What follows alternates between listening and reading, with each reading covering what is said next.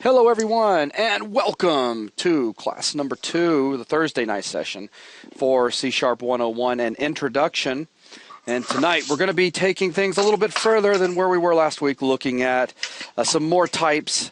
We're going to take a look at type conversions, and we're going to be looking at arrays and while loops. So first things first, if there are any questions pertaining to last week's class, now is a really good time to ask those questions. Otherwise, we are going to begin jamming forward. If you happen to be typing out a question, I will cover for you for just a moment and discuss what's going on with BuzzNet. So close to having a web version ready for testing tonight. Nelson, you want to talk about that for just a sec?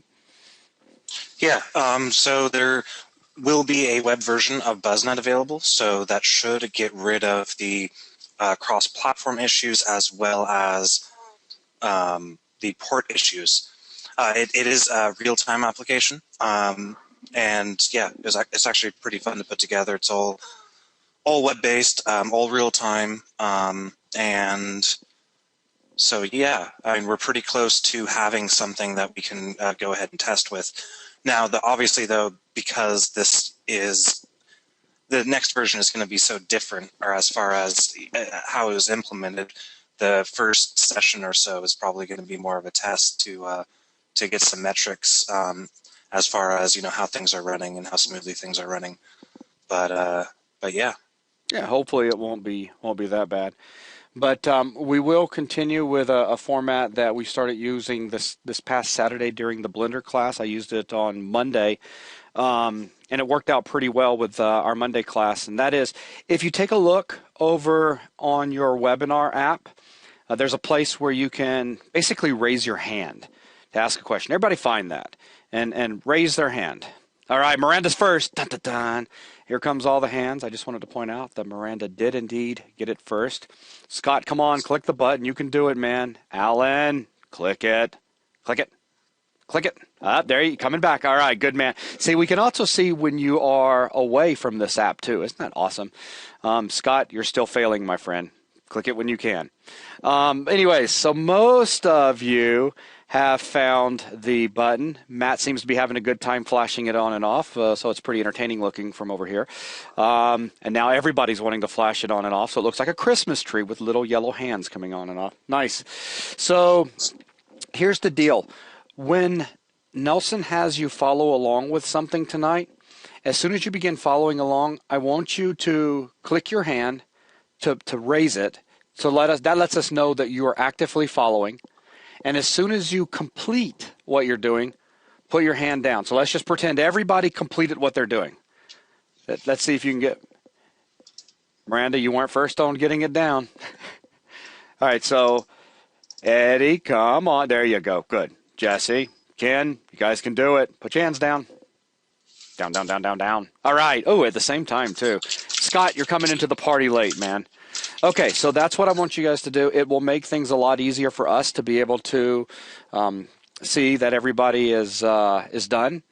Jesse, your hand is back up, just letting you know, in case you think it's down. But there you go. Thank you, sir. So this will, again, this will just let us know that we can move on. There was a little bit of confusion last time around as far as how the whole hand thing works. So now we've done a live demonstration. Everybody knows how to put their hand up, and everybody knows how to put it down. The idea, put it down as soon as you are caught up with what it is that you are following along with. All right, very good. So let me look over here. So questions. We had a question come in on BuzzNet earlier, but I was just waiting for that little introduction to hands. Yeah. For actually answering it. I mean, the question was, I couldn't wrap my brain around this. Can you talk about using vars with if statements? I had trouble using my variables in nested ifs. Now that could be a scoping issue, and I don't know how much that we want to talk about. Well, we can definitely give it a shot real quick.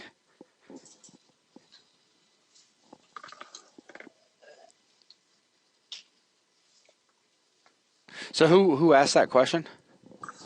That was Alan Hare. Okay. if you want, Alan, I can unmute you and let you talk directly. Let's see how that works. Hey, Alan. Hey. All right, there you go.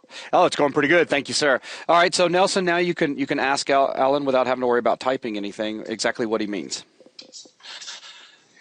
Okay, so basically, I had some if statements nested, and I had put the variable at the very top inside the above the method, right below the method, and it was hard to get the variable to drop inside the nested ifs, and it just wasn't recognizing it. Do you mean, did you have something like this? Nope, was above it like you had it. Yep. What was it? What was the variable name? Let me open my code here. Hold on. Oh, that would be even better, because if you have the code with the example of it not working, we can flip over to your Visual Studio and take a look at that. Yeah, I'm using dual systems to... Ah, okay.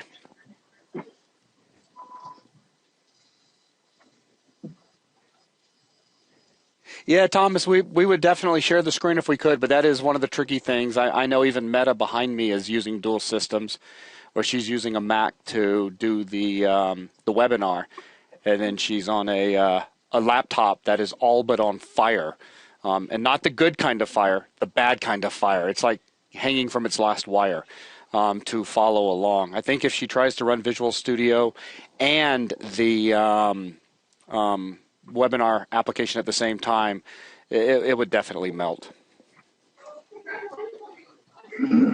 I really don't think they should be allowed to call them laptops if they get too hot to put I on your know. lap. Well, what's up with that? It should be against the Trade Description Act or something. Well, I mean, you do have notebooks. You see that used a lot instead of laptop these days.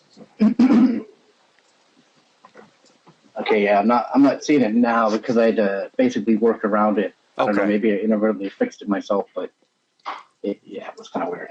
Yeah, that sounds interesting, because as long as the variable was declared, just keeping it simple here, as long as it was declared like Nelson has it shown here on line 12, then it's definitely completely in scope inside of those if statements.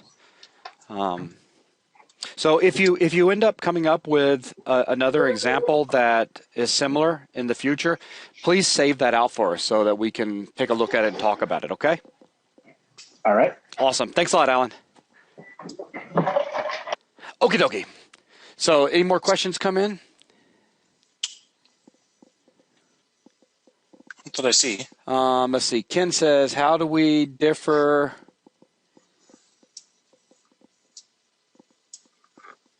I think it means how do we differentiate between asking a question and having finished something with raising and lowering hands? Oh, because right now questions, we would prefer questions to just come in on the questions panel, which is right where you type that, which is perfect.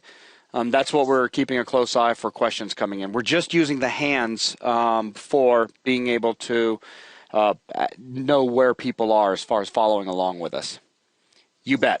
But if you do want us to unmute your mic so that you can interact with asking questions and all, just let us know over in the questions panel, and that'll work perfectly. Let's see. Anything else, Nelson? No, not that I see.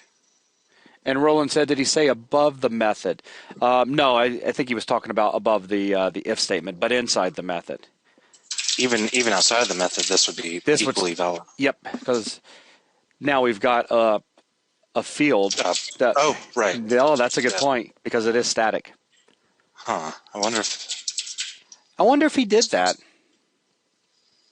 No, he specifically said, though, in main. Or at least that's what I thought I heard. Well, there you go, Alan. If you did put it above the main method, and it wasn't, there you go. He did say yes in main. He had it in main. So yeah, very very interesting. So yeah, if that happens again, save it and let us take a look so we'll know exactly what's going on. So, all right.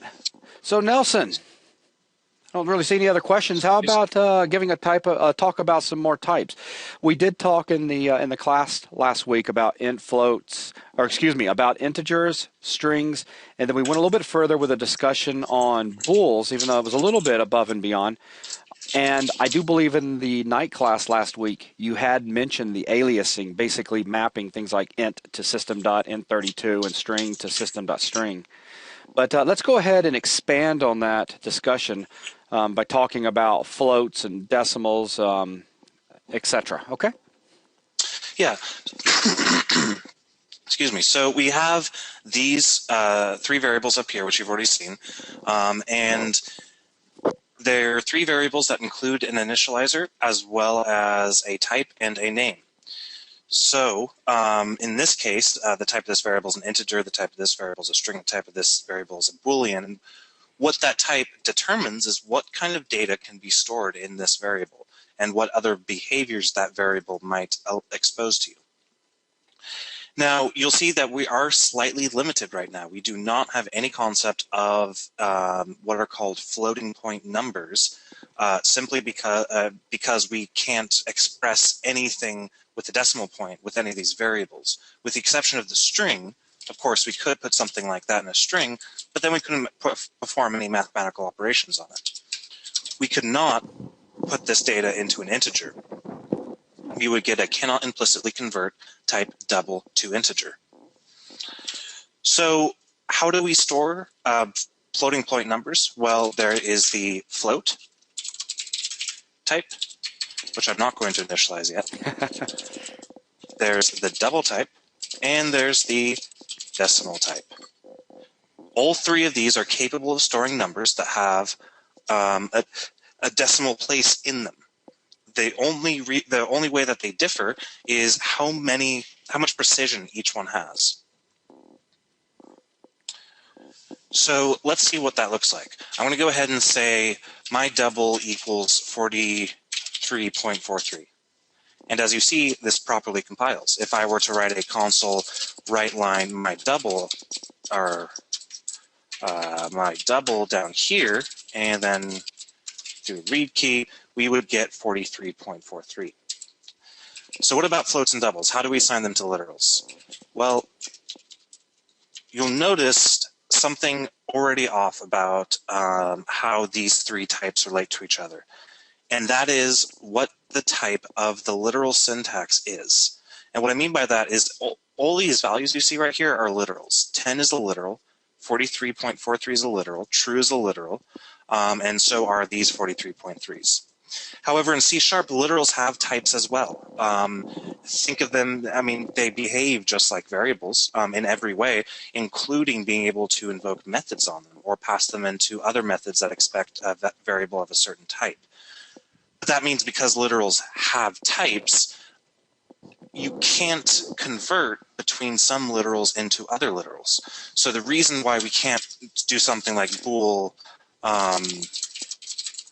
this is the same reason we can't say my float equals 43.3.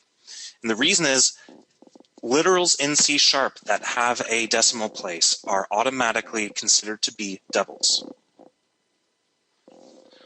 So what we need to do is we need to instruct the C# compiler to treat this literal as a float if what we're attempting to do is assign it to a float variable. And you do that with the F suffix. There's also a D suffix, but it's unnecessary simply because C# treats everything like doubles anyway. And then there's also an M suffix for decimals. So I know I kind of just like brought up a lot of different things about conversions and stuff, but I just the point here is to realize that floats, doubles, and decimals are all the same kinds of types. They're different types, obviously, but they store the same kinds of information. The difference between them is how much memory is allocated in order to store precise information. A float has 4 bytes of precision in this language. A double has 8 bytes of precision. And a decimal has 128 bits, which is going to be 16 bytes. Or am I just bad at math?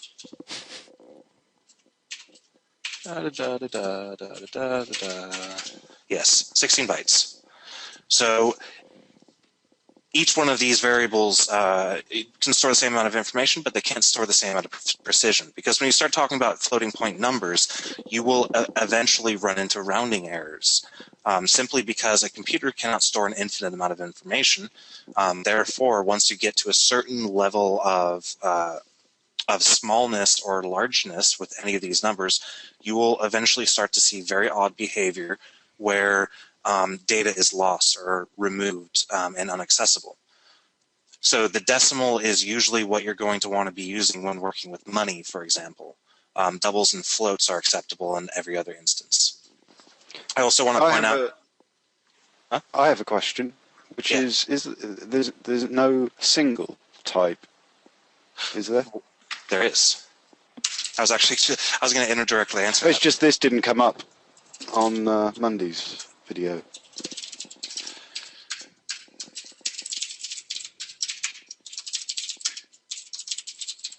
So everybody remembers this, right? All of these are the aliases of what these C# keywords turn into. They all turn into, system.in32, system.string, system.boolean. Well, float turns into system.single. Double turns into system.double. And decimals turns into system.decimal. So yes, floats are actually singles, but they're called floats as per the keyword, but they are simply an alias for system.single. And we have we have a few Do questions now starting to come in over on the question panel.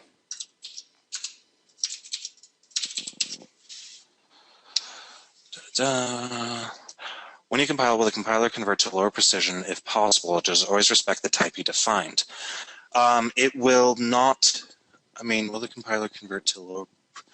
No. If you were, are you asking if you can perform this? Simply because the constant 43.3 can be stored exactly in the float. C# compiler knows this, but out of principle, it's not going to let you assign it. I think what he meant was if he assigns it to a double, will at compile time it say, 43.43 will fit in a float and change it up accordingly then? No. Whatever type you assign a variable to will always be that type. A single is the alias of a float, or is what floats alias to system.single, and a float is a floating point number with 4 bytes worth of data used for precision. The lowest amount of precision. Yep. When you evaluate the type you need, do you write the expression first and go back and reduce, or do you try to select the one you need from the start?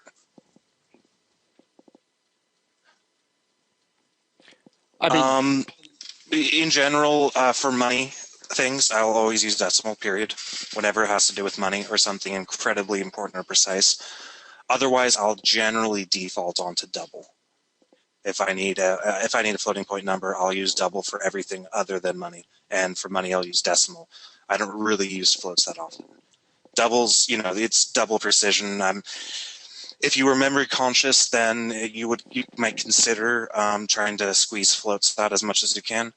But in general, doubles, like I said, they're double precision, and the decimal literals or literal numbers with decimal places in C# are automatically converted for doubles, so you don't have to worry about putting in a suffix. It's just easier. Yeah.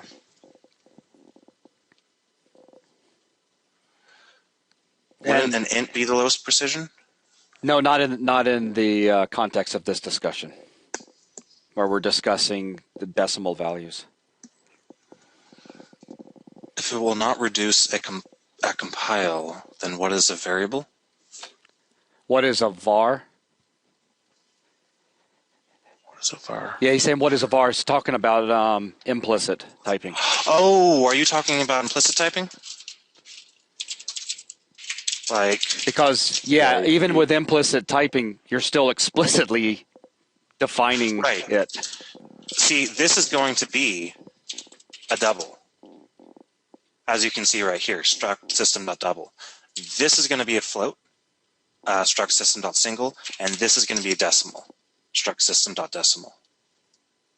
Because even though it's implicit, you're still explicitly defining or telling the compiler what it's going to be when you're using that assignment operator, which is required when you use var. Exactly, and if you mouse over the literals, you'll see the types of those literals, and var will always make the variable of type whatever it's being assigned to. And for those of you that don't know what var is, don't worry about it. We will be getting to that probably by the next class. Is using var considered a bad practice? Go ahead, Nelson. I say no, but go ahead. No, I say no. Of course I say no. I mean, you've seen my code. I've never, if I can get away with not explicitly defining a type, I'll always use var, period. All right, well, since this is the night class and we got off to a better start tonight and we're not in the middle of a review or anything right now, yeah, we can give a 2-second discussion, Alan, over var. var allows us to implicitly declare our variables, but there's a rule to using them. You can see right now that how all the way down from line 12 to line 20 or line 18, Nelson had explicitly said what each type was. But notice how we have no errors in this code, yet nothing is explicit, or at least it would appear that way. There you go. That's nice. So he's showing you the difference between implicit and explicit. But using implicit declarations, we still have to tell the compiler implicitly what it is, or explicitly, excuse me. As you can see on line 12, the compiler is able to take what you are planning to store into my int. It takes a look at 10 and it says, all right, what is this literal? Oh, it's an integer. All right, so my int must be an integer. Same thing as line 15. It takes a look at what's going to be assigned into my string, and it sees that this value is between double quotes, that this literal type is a string, so my string becomes a string. It is an easy way to think about it is it's a way to save us a lot of typing for starters. Show them some sort of like creating a dictionary, how horrible that could be.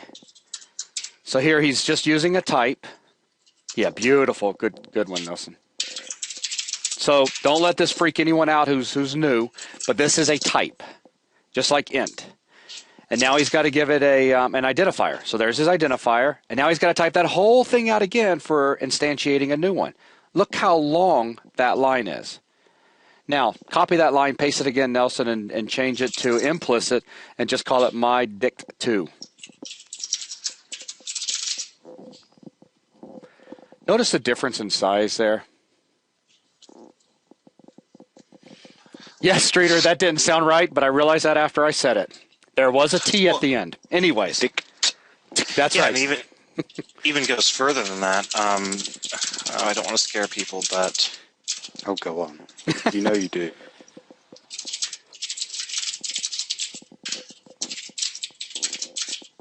So, for example, with this code, if this was not implicitly typed, I would have to do...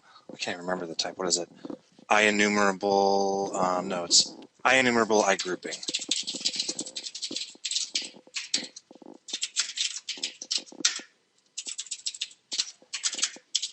So it was pretty funny. Nelson couldn't even remember what that type specifically was. So you can see that when you're working with a bunch of,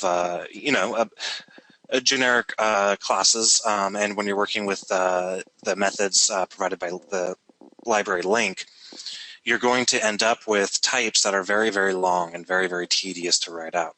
But there's a lot of different reasons why you should use implicit typing in general. I don't really want to say people should use implicit typing here. I don't want us to get into the longer discussion of all of the reasons. Right now, I for complete beginners, I don't have a problem with us saying take a look at how we've saved on typing with these larger types. But to get into some of the more specifics, I would rather our true beginners be a little bit more up to speed. Right. Well, there's definitely are even just I'm not going to go over them, but there are philosophical reasons why implicit typing is arguably better or not necessarily arguably better, why it's just better. But the key rule to remember, I mean, for those of you guys that you're doing your homework and you've seen this for the first time, and you're thinking, wow, that's cool. If you want to use them, absolutely, because when we're coding, we always use them. But there is a key rule that you need to remember. So Nelson, if you want to go down to line 18 and put now just hit enter. Put one more var int in there of my int. But watch this. Just put a terminator. You can't do that. The compiler must be able to look at the data that is being assigned to the variable, and at that point the compiler is going to say, oh, well, this variable is going to be of type such and such. So that's how we let the compiler infer the type, because the variable must be initialized on the same line in which we use the keyword var, so that the compiler can look at it, know what it is, and make that required assignment in memory for that type of a variable. It's ironically, it's only really implicit to us. It makes it implicit to us by explicitly finding out that a certain type of exists. Because if you give it something that is not specific, you can't create it. Right. And just funny random fact, F#, the language you can get by, its implicit typing engine so powerful you can get by writing completely strongly typed applications without specifying a single type. But with C#, we have implicit typing, and that's about it for local variables. But yeah, so hopefully that answered people's questions.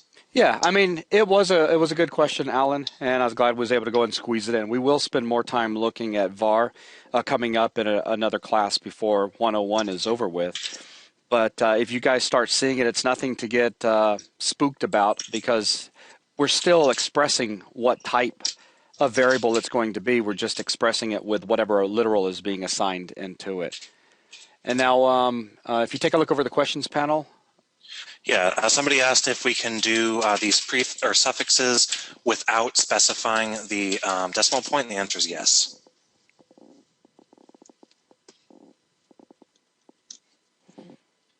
Okay, so are there any other questions? So now we have a few more types that we can play with.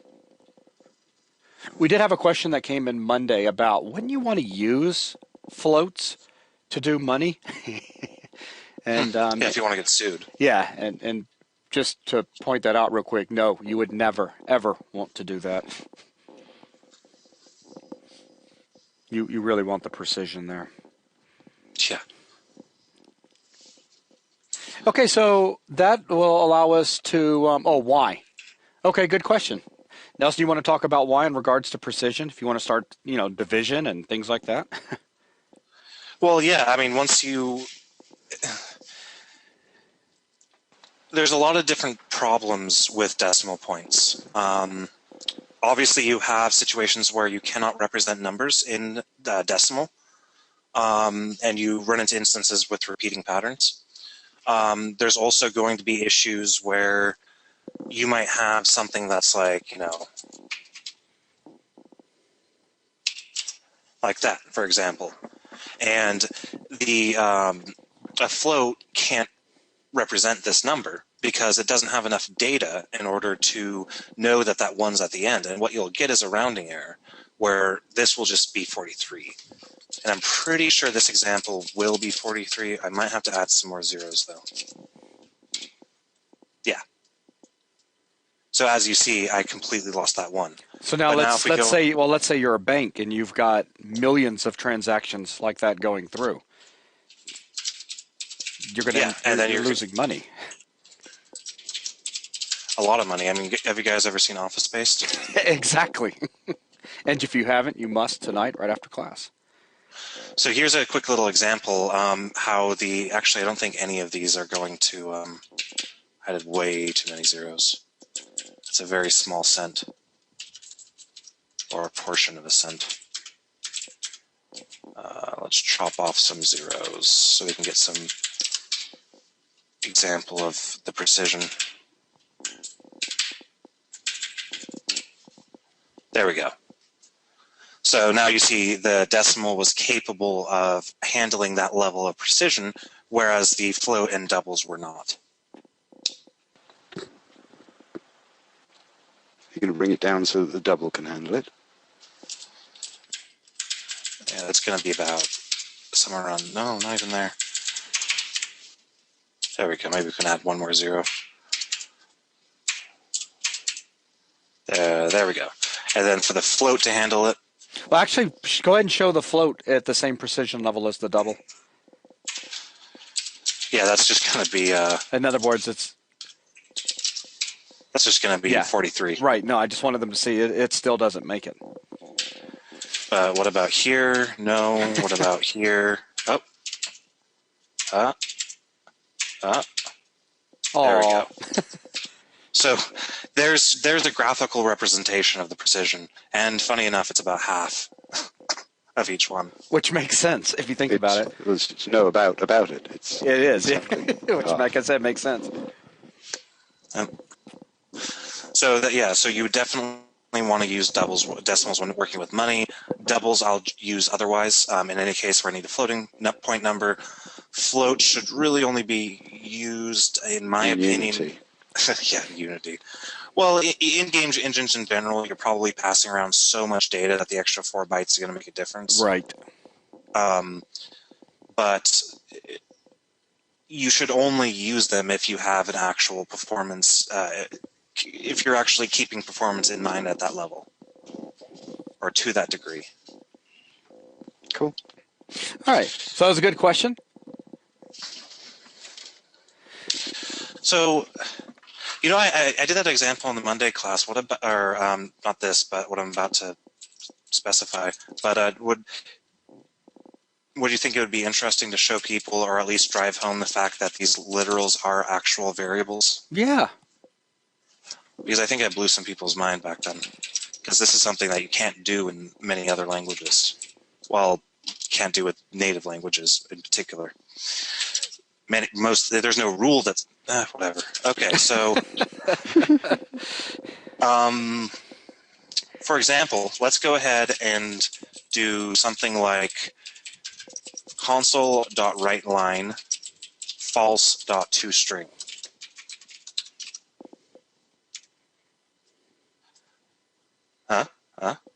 So false is a literal, understood by the language, but it has methods on it. It has things we can do, actions we can take on it. Even 20 has a toString that we can use. String literals have all the functionality for strings that we can use. So I just want to drive home the point that these values have types. And types are important to keep in mind when you're working in a very strongly typed language like C#. So why does string have toString on it? Because everything. Because every single object derives from the object type in C# or in .NET. Yeah. And so on the top level object, it has toString along with a few other things. That makes it so that every single type is going to have those. Okay.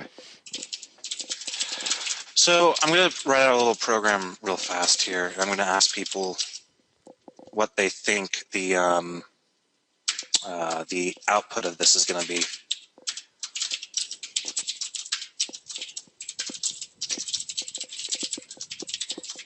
And I want you to don't put the output over in the chat. Put it in the questions panel so people don't see what each other's typing.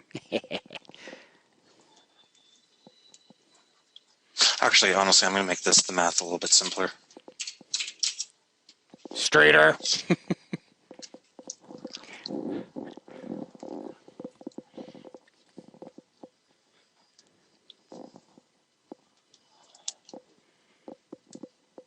Yeah, this is great because we get to see all sorts of different answers coming in. And this isn't a test on order of operations. I just again want to drive home the point that literals, and including the code that literals get compiled into when performing mathematical operations or any operation on those literals, it has a value, and that value has a type, and that type has functionality. So it's starting to become a little more split.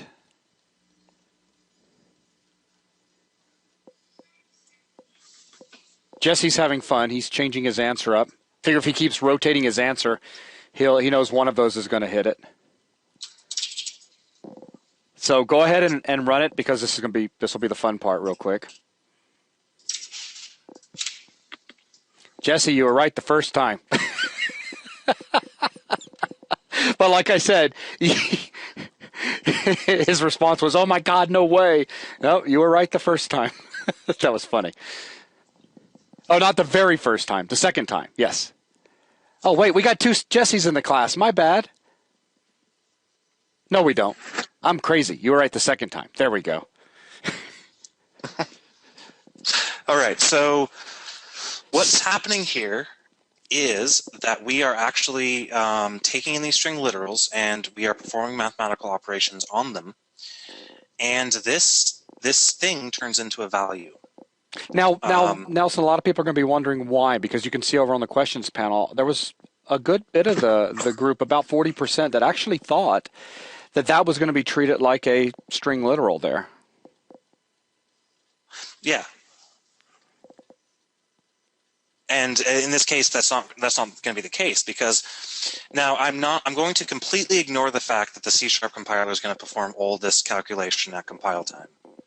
I'm completely ignoring the fact, because if it didn't, if these were variables, the behavior that I'm about to describe would still be true.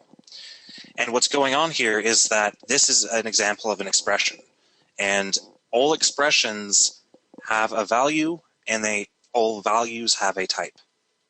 In this case, this expression turns into an int. This expression has the type of int. As a result, we have a method on it called ToString. Well, we'll have it on any method, but you'll see right there that says int.ToString, telling us that this is an expression that turns into an integer, and we can pass it into anything that expects an integer. We can also wrap it in parentheses and invoke methods on it. So associating the fact that every expression has a value and every value has a type and every type has functionality on it is really important. Yes. Especially once we start talking about conversions, where you're basically going to be taking one type and converting it into another type. And there's a variety of different ways we can do that in the C# programming language.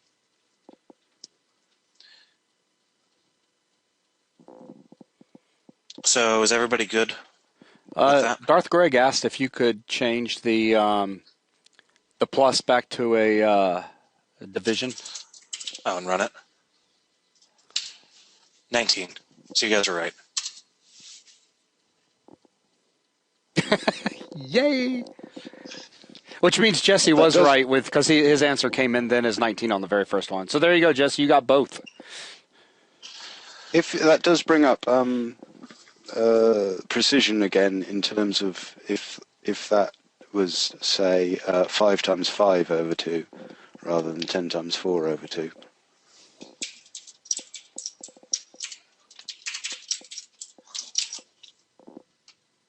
I mean, that's still going to, it's basically, in the case of an integer, is going to truncate the value. Right. Yeah, that's what I meant. Yeah. Cool, so you can do this string, so someone said, cool, you can do something like string stuff equals, stuff. String stuff equals 23 plus 4 dot ToString dot ToUpper. Yes, you can do that. So you don't understand why you don't have to convert here? Well, one of the first type of conversion that I think that people need to know about is being able to convert any value to a string. What is uppercase 27? It's at star. And yes, I've been asked by clients when reading passwords off to them if it's an uppercase 1. I don't understand people. Anyway, so yeah, so the ToString method. The ToString method is available on every type, which means it's available on every expression. It's available on every variable.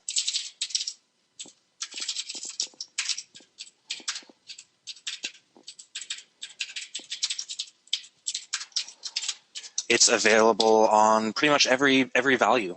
And what it's going to do is it's going to convert whatever it is that you have into a string. And it's going to use the custom functionality of whatever type that you're working with. Because a type gets to make its own decisions as to, I mean, that's kind of the meaning of a type. It gets to make its own decisions as to what it does when it's asked to perform an operation. And ToString, every type is going to have that method on it. And it'll allow you to convert anything to a string. Can we typecast and then turn it into a string? I'm not sure I understand. I mean, if I were to say something like, see, watch this.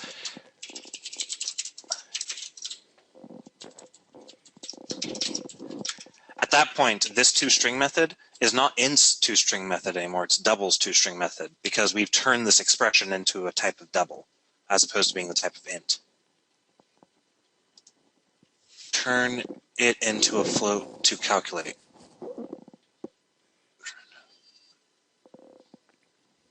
I mean, you mean turning an integer into a float?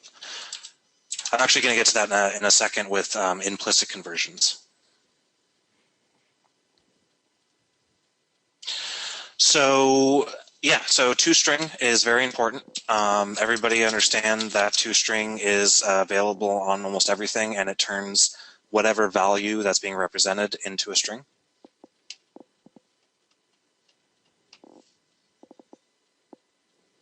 I hate that so much. Every time I move my mouse over from my VM, sometimes it'll stick my cursor down on the show desktop. Yeah. I thought it was a string from the start and required a literal to finish the expression. No, it's not a string at all because it's not wrapped in double quotes. All of these individual items, all these individual literals are going to be integers. Right-click and turn off peak desktop. Ah, that's fancy. Thank you. So yeah, if everybody's good with ToString, we can talk about implicit conversions. And implicit conversions are conversions that you can do implicitly. And what I mean by that is, for example, we can do float my float equals 20. That's going to be valid code. And if we hover over 20, we'll see this is an integer. I mean, we could even do this, like my int equals 20, and then my float equals my int. This is valid code simply because the float data type, the float type, has an implicit conversion to integers. So if you try to assign a float to an integer, you will get an implicit conversion. Now it's funny because other way around. If you try and assign an integer to a float, you'll get an implicit conversion. If you try to assign a float to an integer, you'll get an error. Right. Yeah, that's what I meant. There is no conversion between a integer to a float. So, for example, if I said my int2 equals my float, there is no implicit conversion between these two types. We'll get an error. Cannot implicitly convert type float to int. Now, what's going on here is actually kind of interesting because floats fundamentally store data differently than integers. So there is some stuff actually happening here. It's not like we're literally saying, hey, C#, why don't you stick all the data that's in my int and stick it into my float? That's not exactly what's happening. There is actual logic that's being executed in order to perform that conversion. And this is the case of an implicit conversion.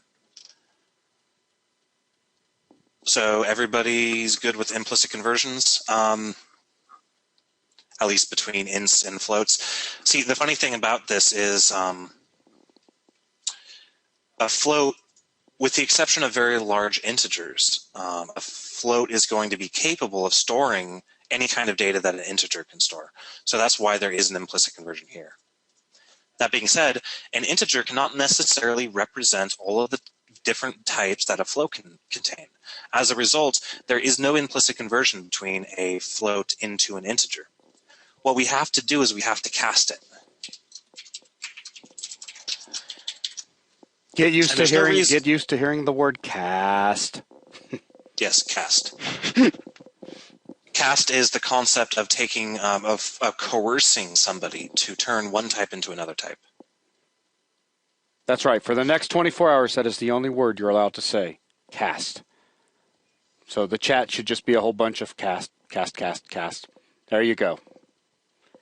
All right, excellent. You guys are starting to get the hang of it because we're going to be using that word a lot. For the rest of your programming career, you're going to be hearing that word. Yep. Every statically typed language, you're going to have to deal with casts. So as far as casts, we in this case there isn't really a reason why the C# compiler couldn't just generate the code automatically to truncate the myFloat into myInt, but it's more about the philosophy of the language in that the C# compiler is going to force us to explicitly say we want our data to be lost. Because a float that contains 22.2f, if I were to go ahead and write out my int, we get 20, which is not the wrong variable. I was thinking, I was like, no, floats can't have that little precision. No. We'll get 22. And what's happened is the .2 has been truncated. It's been removed. It's been lost. That data is no longer, simply because integers are incapable of storing that kind of information.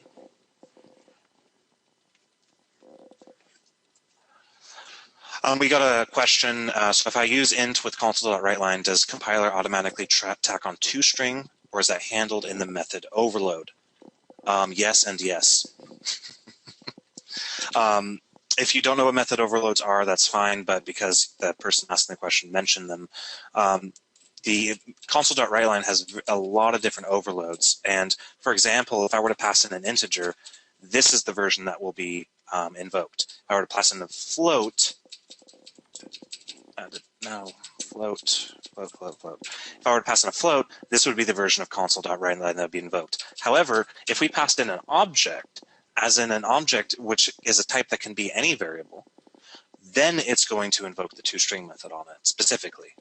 The implementation details of console.writeLine in relation to integers, I'm pretty certain that it's going to call ToString on it internally, but it's not necessarily required to. So where does is and as come in? Is and as are used for reference types, and because we're not talking about that yet, we can't really go into it. Right. But we will. Does cast or to int round or truncate? It truncates. It will always truncate. So 22.6 will turn into 22. Yeah, even 22.999 will turn into 22. Yep. So that's an example of an explicit conversion. Is everybody good with implicit, explicit, and ToString? Raise your hand if you have any issues.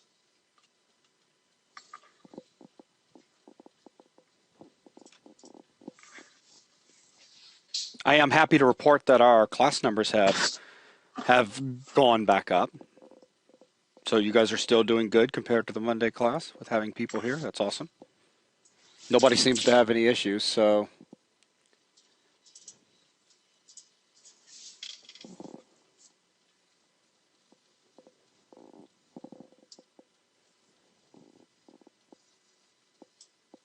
Can you think of a scenario where it would be okay with data loss like that? It really depends on the situation. There will be situations where you will want that data loss. In general, though, the semantics of converting a float into an integer, the only practical, I mean, there are many practical reasons, I just can't think of them right now, but the only one I can think of off the top of my head is an instance where a method may return a float, but you really want to work with it as if it were an integer. So then you would just ignore the, you just truncate out everything. Screen space, for instance. Pixels on a screen. Yeah. Doesn't Unity represent that in floats too? Or something? Which is kind of dumb. I don't know. But I don't think so. But that's, I mean, you want an int value for, you don't want half a pixel. yeah. math with integers is significantly easier than math with floating numbers. So if everybody's good, I guess we can move on to Dun dun dun. converting. Yeah. So all of these are built-in language features, basically. Kind of, sort of, not really. I mean, the types, ints, and floats, they have their own special behavior when doing implicit or explicit conversions. That's built into the type. But you will run into situations where the types themselves do not express a way to either implicitly or explicitly convert them into the type that you want, in which case you're going to have to execute code that is capable of understanding that conversion process. And there's a variety of different ways you can do that. The most common way, and the way that we've already worked with, is going to be the int.Parse method. The int.Parse method is going to take in a string and return an integer. This is an example of a manual conversion. There's no built-in way to do this. You have to use a method such as int.Parse. You'll notice that there's also float.Parse. There's string.Parse, that'd be stupid. There's double.Parse. There's going to be bool.Parse. And all these different methods are going to give you a manual way in which to take in a string and return a value that of the type that you are parsing for. So that's one of the methods of doing that conversion. There's another handy class called convert, which has a bunch of built-in methods that allow us to convert between most of the built-in data types from and to anything else. So you'll notice that int.Parse only has overloads for strings. The int.Parse method is only capable of understanding a string. Now, if I were to convert .toInt32, you'll notice that we have overloads for everything. We can convert a character, a date time, a decimal, a double, a float, an int, a long. Really? Am I just reading that wrong? Huh. Whatever. So you can do you can even convert it into an int. There you go. Longs, objects, bytes, shorts, strings, and so on. So the convert methods are going to be a lot more flexible and powerful, and are going to allow a lot more scenarios when converting from and to different types. So, I mean, just to throw up an example, int.myAge equals int.Parse console read line console.writeLine in a year you will be plus my age plus 1.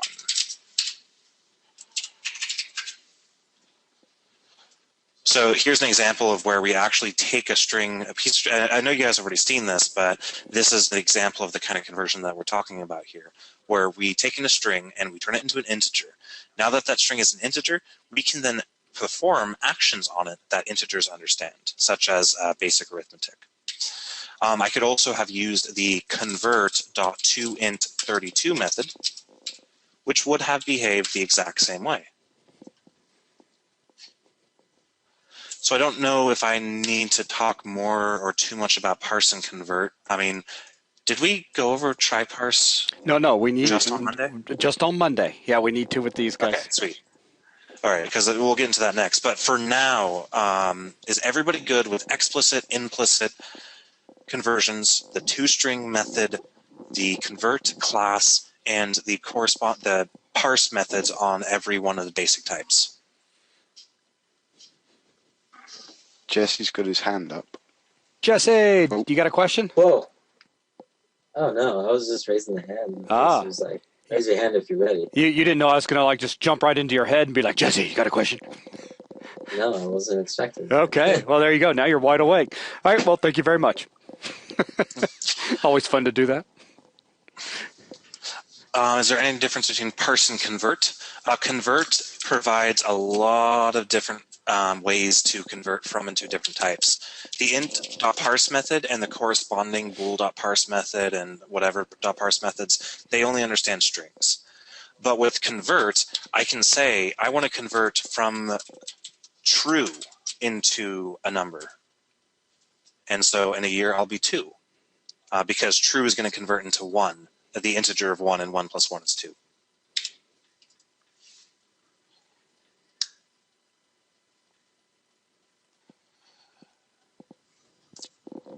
Da-da-da. Now, when we start Alrighty. with the TryParse, make sure you we'll get people to put hands up and have them start following along, because I definitely want them to follow through with an actual example. Yeah, and that's a little bit. That's going to take a little bit to discuss, and it's been about an hour. Yeah, so we could go ahead and take a quick break. I completely agree. By the way, since we're about to take a break, I've just been sitting over here drooling over something I might pick up for us. The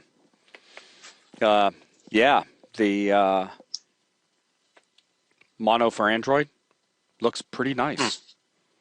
But anyways, let's go ahead and take a quick break. And 10 minutes, we'll come back. We'll get started and have you guys follow along and continue with our evening. So I'm going to go ahead and pause the video recording. 2, 1. All right, and we're back, continuing on. So at this point, we're about to start talking about TryParse, and I would like to have everybody follow along. So if I can get you guys to arm your shotguns by putting your hands up over in the thing. And Tom Ireland, good job, sir. You are number 1 this time around.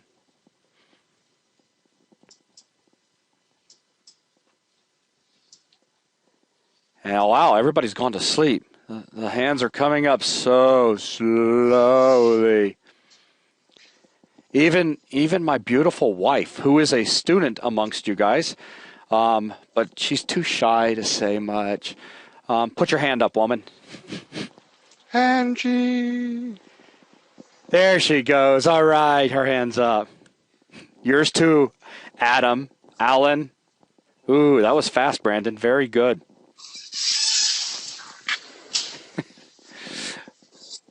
All right, elevating. You may have come in late then. I thought you were here on time. What the hand is for is it is our ready check. Everybody that's putting their hand up is going to be following along with what Nelson's going to be doing. Once you have finished, once Nelson gets all the way through the example and we've talked about it and you finish typing it out, simply put your hand down. That is a way for us to check until the web version of BuzzNet gets complete. It's our way of checking to see if everybody is, at the same spot or if they need a little bit more time. So Nelson, with that, go ahead and clean out your main with the exception of your read key, and everyone else, make sure you get a console app up and get it to this spot. Yep, make sure to always clear out your main. Nobody got the pun? So yeah, there's a problem with this. This isn't something that I want necessarily people to type out, but if you go ahead and type in characters, we're going to get an error. And that's problematic. There's no way for int.Parse to parse a string of characters into a number. That's impossible. And what happens is we get a runtime error, which is called an exception. And because we're running in debug mode, the exception comes up in this nice little debugger. But if we weren't running in debug mode, you'll see we get a nice little program has stopped working dialog. So we need a way Nelson, to be able to... Real quick, a request came in on the questions panel from David. Can you go ahead and up your font size? Thank you, sir. Okay, so... Yes, so we need a solution to this problem. We need a way in order to determine if a parse was successful. In addition, we also need to get the actual number that was parsed back. We do that with this, or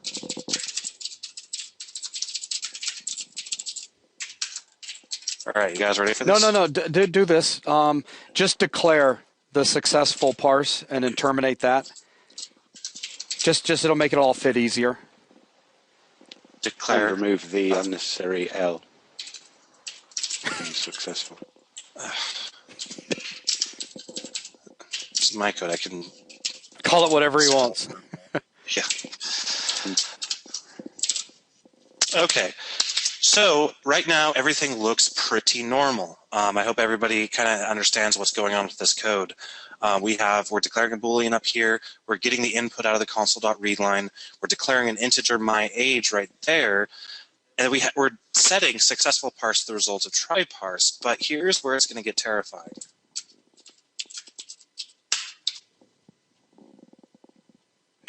That's so scary looking. I know, it's terrifying. I just don't know what I'm gonna do. Yeah, we have this little blue keyword right here called out, which, yeah, is very odd. And the reason that we know to put that there is because the method signature actually calls for an out int result. So it's kind of weird. If we look at int.Parse, and we look at its signature, we'll see that int.Parse takes in a string and it returns an integer. So we can pass in any string into int.Parse, and we can set the results of int.Parse into any integer variable. Now, int.TryParse is a little different. We have two parameters, string and an out int, and it returns a Boolean. All of these things have a meaning. And what's happening here is int.TryParse is actually going to give us back two pieces of information rather than just one that we've seen before with int.Parse. Basically, at the end of this, we will have two variables being modified by int.TryParse.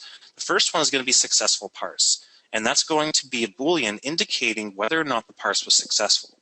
The second variable that's going to be set is int my age, because we specified it here in the parameter list as an output parameter, or in the argument list. And int.myAge is going to be set to either the default of integer if it was unsuccessful parsing, and that default's going to be 0, or it's going to be set to the result of a successful parse. So what we can do here, just to complete the example, we can say if successful parse, console write line, in a year you will be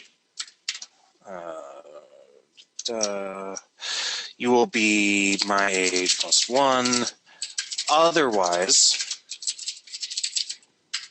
line, I do not understand what you meant by input. So let's let everybody go ahead and get all the way up to this point. And then once you've coded all this out, go ahead and put your hand down, and we'll know that you are on par. Oh, yeah.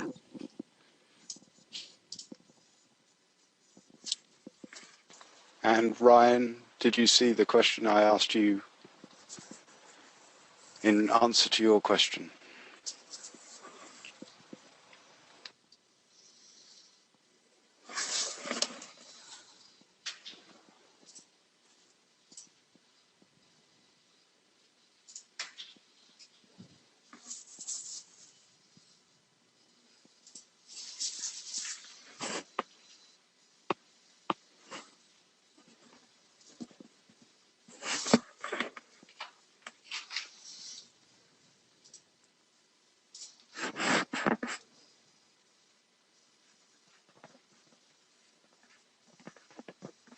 No hands in webinar? Huh?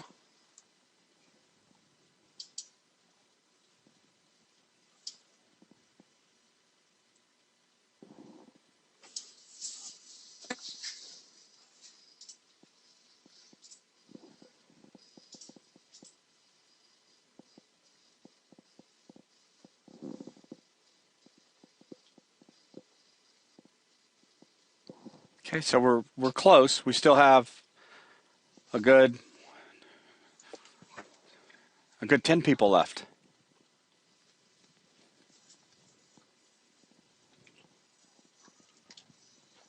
9. My code is so awesome. Do More what? awesome has quotation marks. Oh, well, yeah, you could do that too.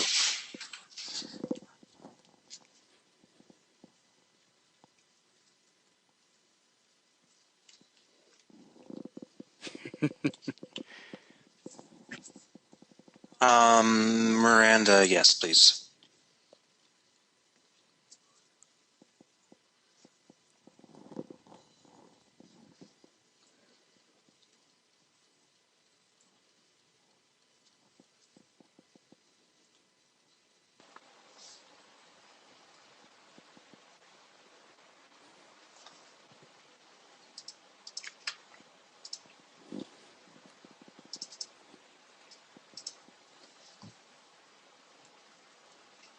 Okay, as a one-off special, as it was week 1, Ryan, I'll accept that week 1 homework.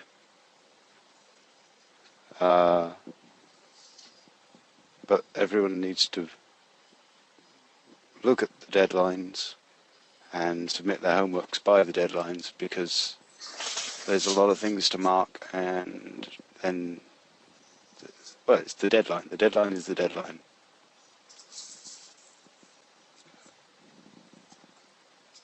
You sound like a grouchy old Brit. I was the one who had to mark 89 vending machines.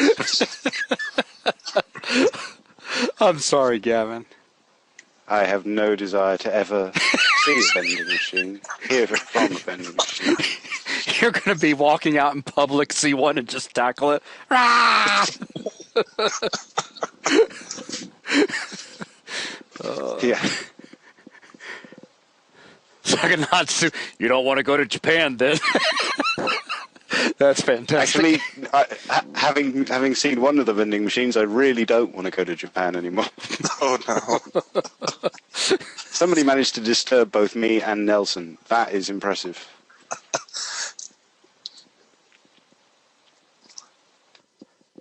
Chris, I could take a look at yours. I actually have all of the code that was all turned in, sent to me.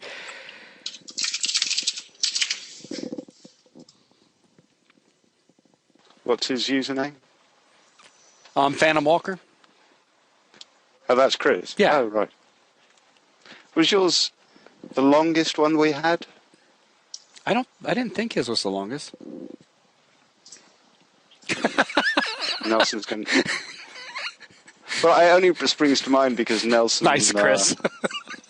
Nelson immediately went for the longest or the largest sized one. Yeah, his was 15 KB. Oh, so it was Chris's? Yeah, that was the longest one. Good gravy. And yet not the most complex.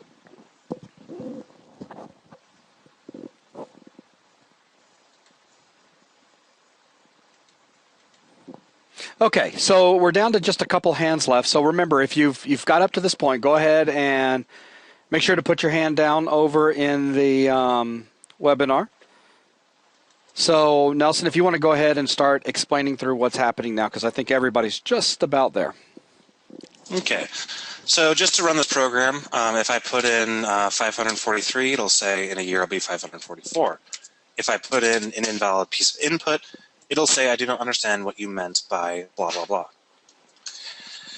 So hopefully this part makes sense. We declare a Boolean variable, declare a string variable, initialize it to the result of console.readline, then we declare another integer variable. And then I hope this part makes sense as well. We check the result of a Boolean, and if it's true, we print out a variable. Otherwise, we print out another variable, but a different message. Now, what's going on here is that int.TryParse is a method that actually gives us back 2 pieces of information. And what I mean by that is if you look at console.readline, this only gives us one thing back. If I look at the signature of console.readline, you'll see that it returns a string. That is the type that it returns. It only returns one value. A return value can only be one value, and the type of that value is a string. int.TryParse actually gives us back 2 bits of information. The first one's going to be a Boolean, and the second one is going to be this out int result. Out is a modifier that only works on methods that are specifically designed to work with out. As you'll see inside of the signature itself, it specifies that this parameter requires the output modifier. Because this parameter requires the output modifier, any argument that we pass into this parameter must also be annotated with this modifier. In a nutshell, what this modifier means is that we are passing not the value of my age. Now, that's a very, very important distinction. We are not passing in the value of my age into int.TryParse. Instead, we are literally passing the variable itself. We are saying that, see, normally, under normal circumstances, this input is actually the value of input is being passed in. Now, it's not being passed by value because that actually has like a meaning in the C# language. So I can't say that in the case of a string. But what I can say is that whatever input is at the moment is being sent into int.TryParse, and all int.TryParse can do is read in whatever input is. It has no concept that there's a variable called input. I mean, we could have just as easily passed in a string literal. It doesn't really matter. We just need to pass in some sort of value into this parameter. And you've seen us passing these values into these methods quite often. But in this case, we are not passing in the value of my age. My age as a value is meaningless to int.TryParse. Instead, we are saying my age is a variable that we have, and int.TryParse, you are allowed to modify the contents of that variable however you wish. We give you permission to actually reach out and modify the data that is contained within this variable itself, instead of just passing in my age as a literal. And we're using that language feature here to great effect, because now we're actually able to retrieve 2 bits of information from one method call. And again, those 2 bits of information is going to be the return value of int.TryParse, which is assigned to successful parse, which is going to be a Boolean indicating if, well, it was a successful parse or not. The second thing we're getting back is if it was a successful parse, it's going to fill this variable with whatever the result of the parse was.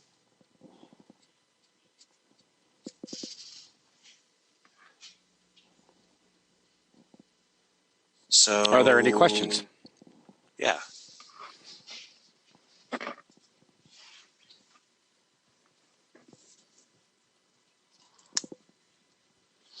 Can you use a different data type? Yes, there's going to be a float.TryParse, a bool.TryParse, and so on. So if we assign input before we send it to TryParse, it will reassign it if TryParse returns true. No, input is not touched. This variable is not in any way modified by int.TryParse under any circumstance. This variable is. Out my age will be assigned to the result of a successful parse. Yes, my age is given a value, and that value is going to be 0. If I were to say something like up here, console.writeLine my age, you'll see that it prints out 0. And actually, that's out. The out modifier itself literally means, in the context of C#, that int.TryParse is forced, literally forced, by the compiler to set my age to something. It must set it to something. Whenever you see out, you know that this variable that we're passing in is going to be in some way modified by the method we're passing it into. In the case of int.TryParse, it's simply going to set it to the default of the data type. And the default of integer's data type is going to be the integer 0. Also notice that int.TryParse, this method, it requires us to pass in an int result, which means we cannot pass in a float my age. That would be invalid. However, we could do float.TryParse, in which case we can pass in a float. So I could say, you know, I'm 20.5, and it'll say in a year I'll be 21.5. So the different basic data types will have a TryParse method that corresponds to their parse method. And the biggest #1 difference is that this will never throw an error. This is always going to return out without throwing an error, without crashing our program, and allow us to handle the situation in which a parse was successful or not.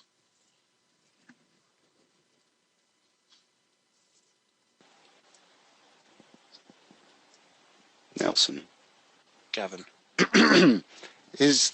I just sent you a method in the chat. Is that essentially what it's doing in TryParse? No, I mean that particular method will behave just like TryParse, but the actual implementation of TryParse is it's not written in terms of parse. It will actually go out and do the parsing, and then instead of throwing an error, it'll return false. However, what you posted will have the same effect as TryParse. Thank you. Can you have multiple outs? Yes, but the existence of out in this case is mandated by the method signature. So if this method signature had multiple output parameters, then we would be required to pass in multiple output arguments. If you're getting the error console does not exist in the current context, make sure that you have a using system at the top. Because console is a member of the system namespace, you're going to have to either qualify console as system.console, or you're going to have to use a shorthand, the using construct. Oh yeah, sorry about that. Earlier, everything was on the screen, so. Okay, so is everybody good?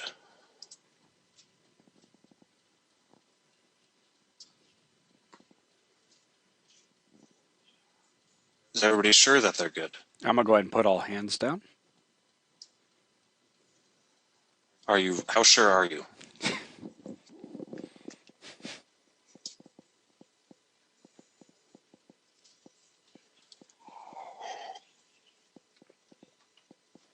All right, well, if you have a specific question, definitely post it in one of the question areas. Because this is going to let us go on from this example now into a discussion about arrays. Yep. Yes, I have watched Office Space. It's a good movie. Did you answer Tim's question? Two? Tim's. Tim. Tim? Tim. I don't see a Tim. In the questions panel. Tim? Oh. I was always told to initialize variables like ins to 0. Does it matter in C#? Well, yes and no, actually. That's something that I can just do a quick 2-minute aside on after this. And then while people are still formulating questions, if they have any, somebody also asked IDE question. I forgot the key sequence to pop up in Intellisense. The key sequence is going to be control space.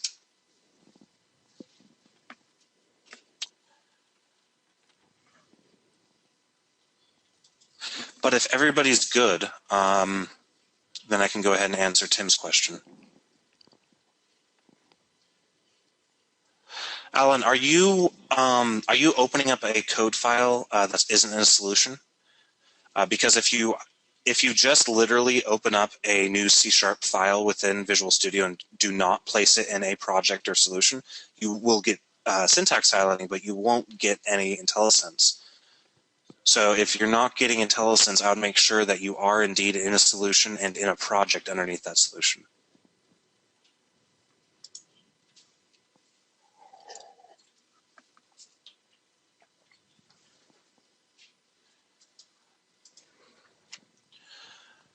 Okay, so if everybody's good, I do want to quickly talk about default data types, just because we kind of did brush on it, but there's a few more interesting rules that people might get confused on. The question was, I was always told to initialize variables like ins to 0. Does it matter in C#? Well, in C#, this will be initialized to 0. Same with this, doesn't matter. That being said, there is a concept of what's called definite assignment, which means that if I were to read from either of these variables before I actually set them to anything other than default, I would get an error. It says use of unassigned local variable myInt. This is purely a C#. This is a feature of the compiler. The C# team, especially if you read people like Eric Lippert's blog, they often will talk about the stuff in C# that they do in order to prevent bugs from happening for users. And reading from an uninitialized variable just doesn't make any sense, and there's no reason why you should ever do so. So as a result, the C# compiler goes through great lengths in order to determine if a variable has been definitely assigned or not. For example, if I were to say myInt equals 10, that error would go away. If I were to say if 3 is greater than 3, then that error would come back. If I were to say if true, then the error would go away because true is a constant. If I were to say if console.readLine, and sorry for the missing curlies on that, console.readLine equals hey, the error will come back just because the C# compiler says, hey, there's no way that, there's a possibility that my int might not be assigned before I'm using it. So I'm going to go ahead and say this is a compiler error and you should fix it because it's probably a bug. But that being said, if you manage to trick the C# compiler into letting you use a variable that has not been assigned to yet, and there are ways to do that, then you will get 0. But it's going to be a very, very rare instance where you can actually trick the C# compiler into not figuring out that your variable hasn't been assigned to yet. So you should always, so I guess what I'm saying is don't worry about initializing your variables if you don't use them yet, because it's not going to be garbage. It's not like C# or C++. In C++, this would be legal, and my ints would just be garbage data that happened to be in memory. So in this case, just you don't have to worry about initializing variables. They are set to a default value. That default value for all integral types and floating point types are all going to be 0.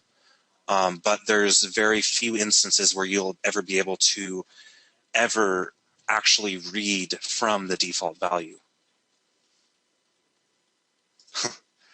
This week's homework: figure out how to trick the compiler. Yeah, if you can show me an example of getting the C# compiler to let you use an uninitialized variable, then I'll award you 2 points. And points are all relative, depending on the mood we're in. Yes. Okay, so that was just a quick aside into, and hope maybe one of the reasons why I wanted to do this is that I'm sure there's been instances where people have been working on the homework who have seen this error, use of unassigned local variable, and I just wanted to clarify that. And by the way, good catch, 3D Spider. Whose line points? Sorry, go ahead, continue. So yeah. Oh, come on. Looks like a lot of people actually caught what I said by that, except Nelson. Nope, Nelson's in Ponyville. It's okay. Whose line points? Where the points don't matter? Have you ever seen... Whose line is it anyway? Yeah, even Gavin got it. Wow. Well, it started on UK radio. Yeah. I'd like to point out. It's an English No, show. I know, I do know that. I've never seen whose line is it. Oh my God, you've missed out so much. All right, let's continue. Wow, I am so disappointed. I've got some episodes you'll have to watch later. Alrighty.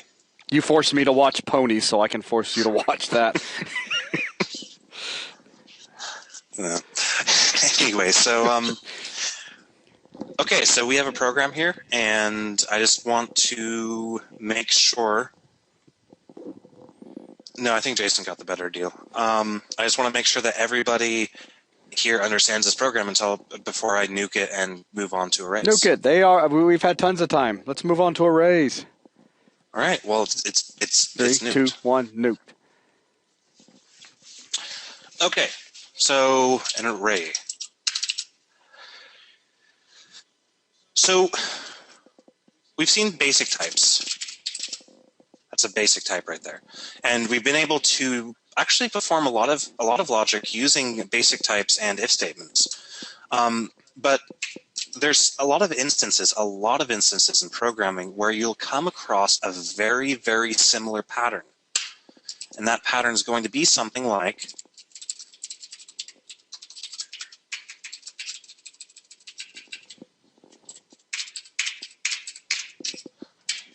you will repeatedly create variables that are similar in nature, have similar names, and have the exact same data types. And you will want to be able to access these variables in order to shorten up code. You will want to be able to access these variables dynamically in some sort of way. Unfortunately, there's no actual way to do that in C#. And that's not true for all languages. Cold Fusion has the infamous variable scope where I could say Well, well, product. well, let's not confuse people that are new to programming with other language stuff. Well, I just want to point out that someone had asked the question, is there any way to access, do something like, print out, if I were on product 1 or selected product equals 3 and I wanted to print out product 3 name, people had the idea that they could do something like dynamically say something like product plus selected product plus name and somehow turn this into a reference to a variable. And that's basically what arrays allow you to do. Arrays are a language construct that allows you to collect multiple objects of the same type into a space that you can access dynamically. So in this case, if I were to write a program, I guess I could just go ahead and, enter, or even simpler, I can go ahead and say,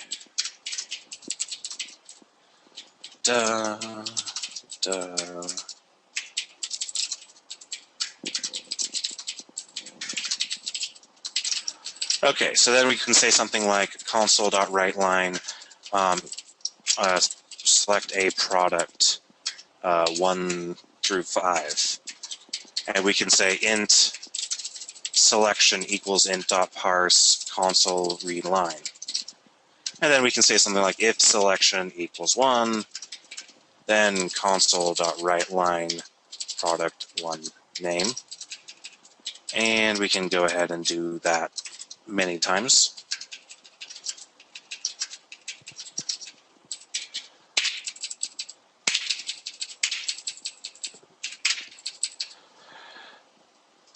And this code would work as expected. I could fire this up. I can say, I want to select product 4, and it would say blah.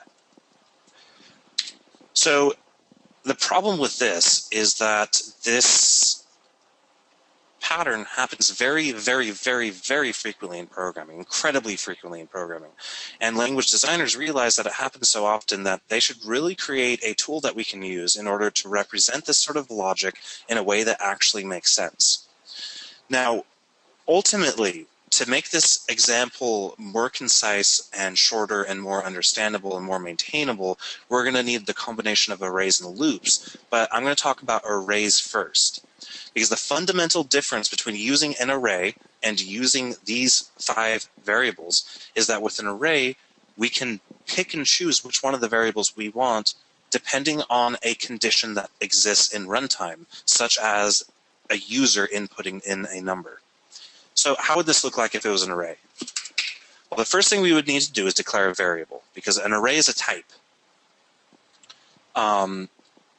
Every type has a corresponding array type, you could say, or an array type can be made of any type. And C# has a built-in way to represent that, actually.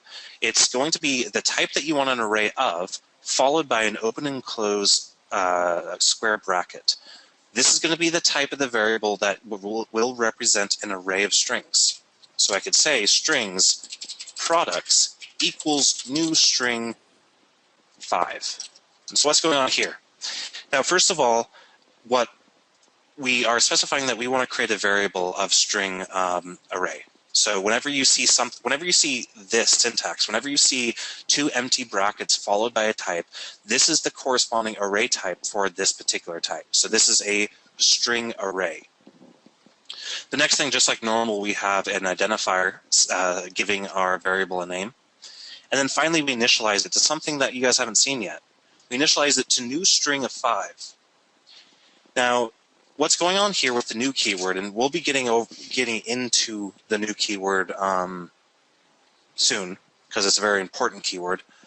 But what's happening here, the reason we have to specify the new keyword here, as well as the reason we have to specify the amount of items we want to store in the array, is that the memory required to allocate or to allow us to store all 5 of these products, it's not known at compile time, which is actually a really cool thing because we can actually put an expression in here. We can put 2 plus 3. We can even put int.Parse console.readline. Or not. Oh, there we go. I'm stupid. My point is that we can put any complex sort of runtime logic inside of these brackets. And what goes inside of these brackets represents the amount of items that this array is going to be capable of holding.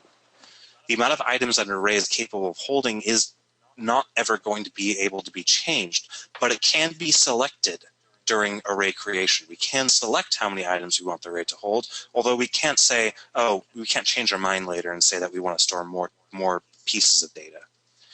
And so what do I mean by storing pieces of data? Well, an array represents a collection of items. It represents a grouping of variables that we can access using what is called the indexer. So for example, if I were to go ahead, or you know what, I can just, I'm lazy, I'm a programmer.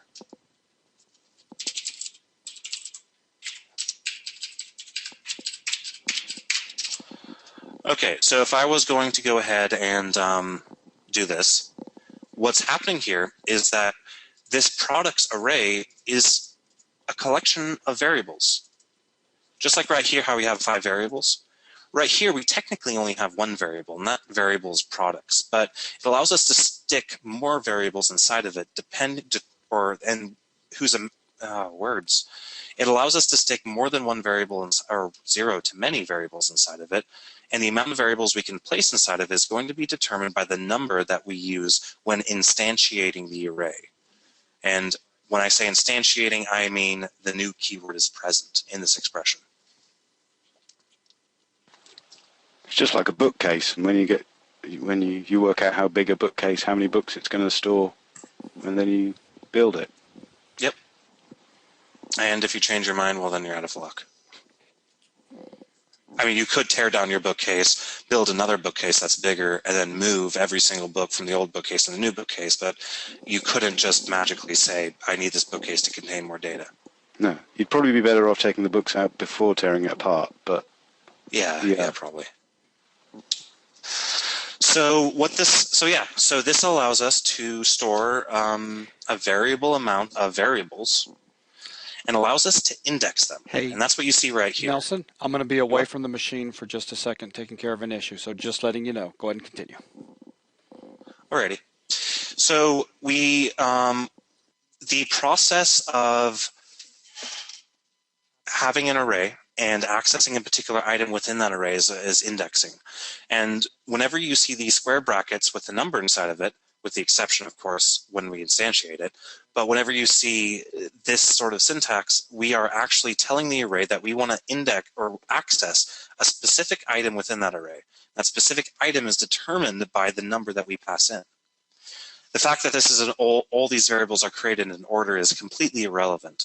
I could have initialized the 5th variable first and the 4th variable second if I wanted to. And so it's a fairly straightforward concept, but it's also incredibly powerful because earlier, like how I was saying, there's no way to make this code any shorter, and the only reason there isn't a way to make this code any shorter is because these are distinct variables that have to be known at compile time.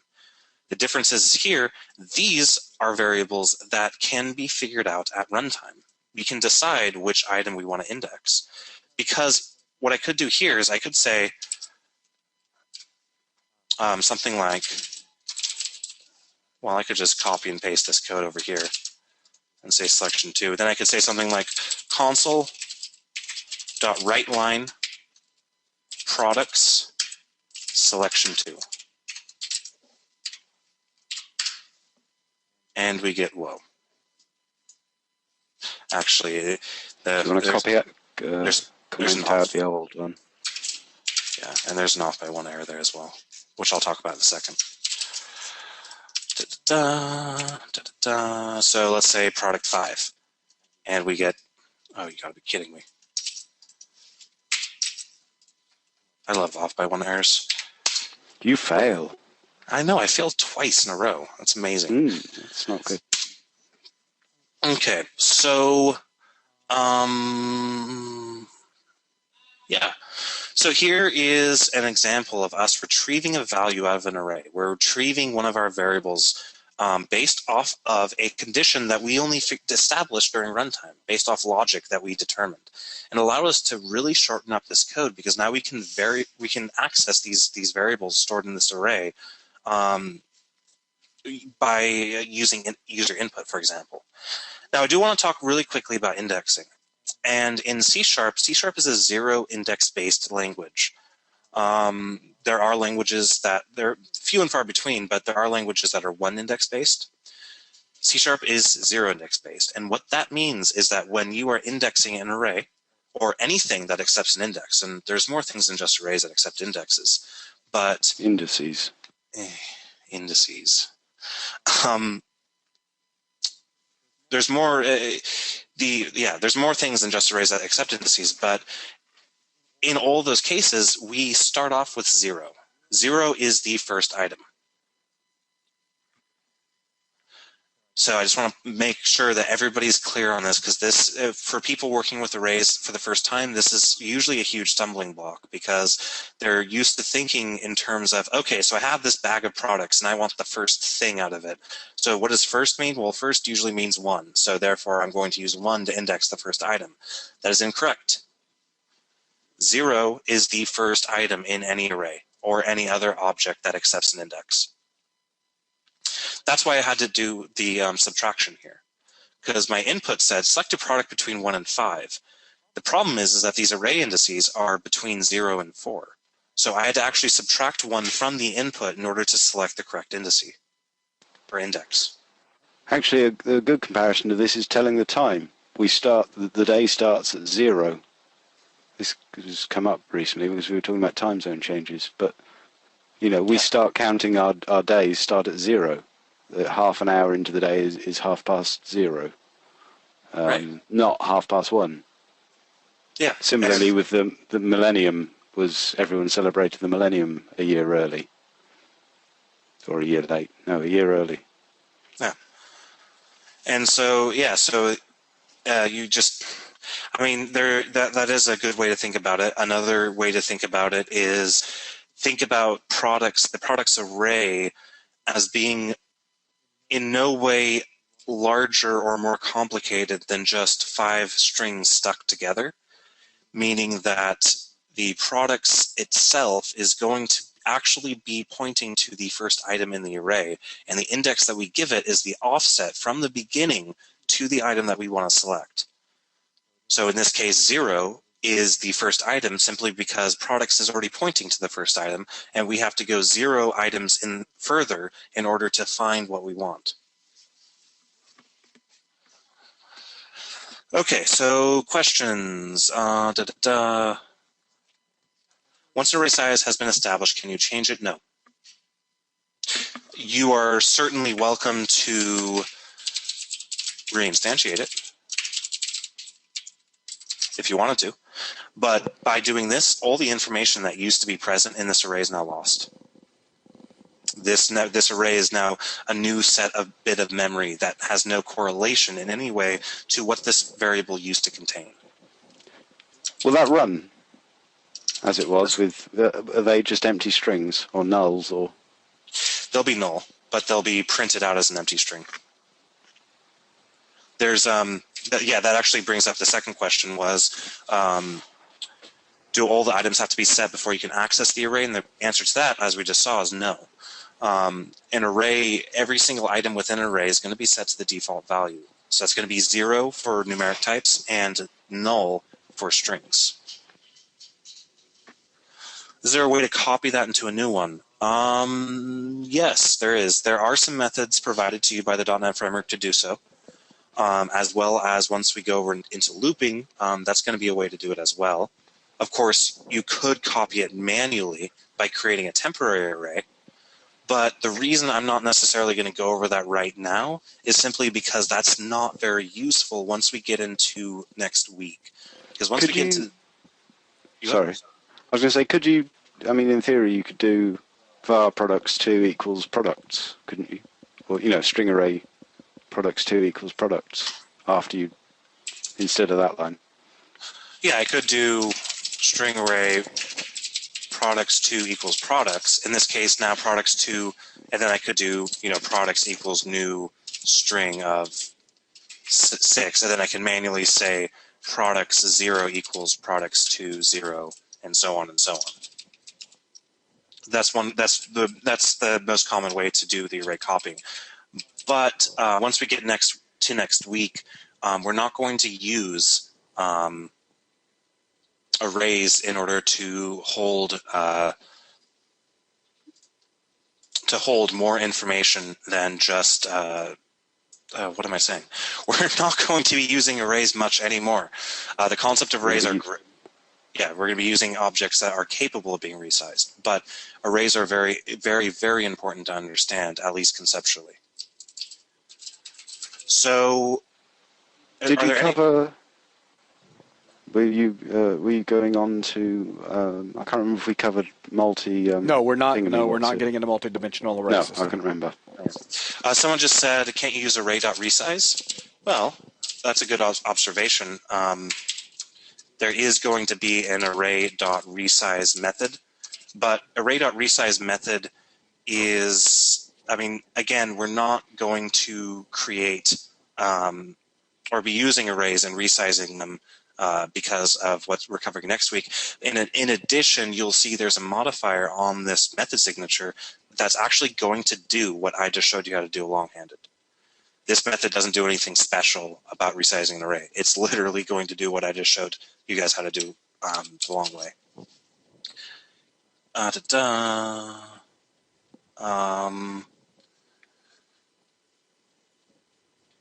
So is everybody good so far? Any more questions? Can you have arrays of arrays? Yeah, you can, but we're not going to. So that, yeah, we need to keep this very simple at the moment for our beginners. They're called multi-dimensional arrays if you want to Google that, but we're not covering them. Because you shouldn't be surprised, but our true beginners will already have enough difficulty with this concept alone. Other type arrays, yes. If I were to have a int prices, or actually, finally I can use decimal now. Prices equals new decimal array of 5. We can say prices 0 equals 23. 1, 2, 3, 4. 43 m. M. M.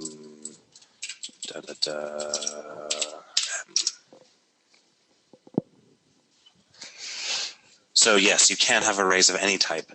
Any type that you can make a variable out of, you can make an array out of.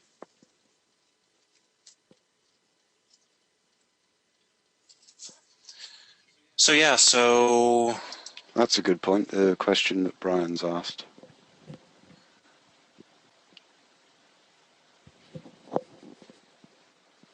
Oh, can you have arrays that has multiple types within it? Yes and no. That's Yes. and that's something that we can look at later. Yeah, just no. Even in the case where you technically can, it's still the same type. You will only be able to stuff whatever this type is right here into an array, period. Now there are, Yes, words? Let's just leave it at that, because the idea here was to present simple arrays and then simple loops and then working with the two. Oh, it's all good, Brian. There's interesting there's all sorts of interesting things we can do with collections as we go forward.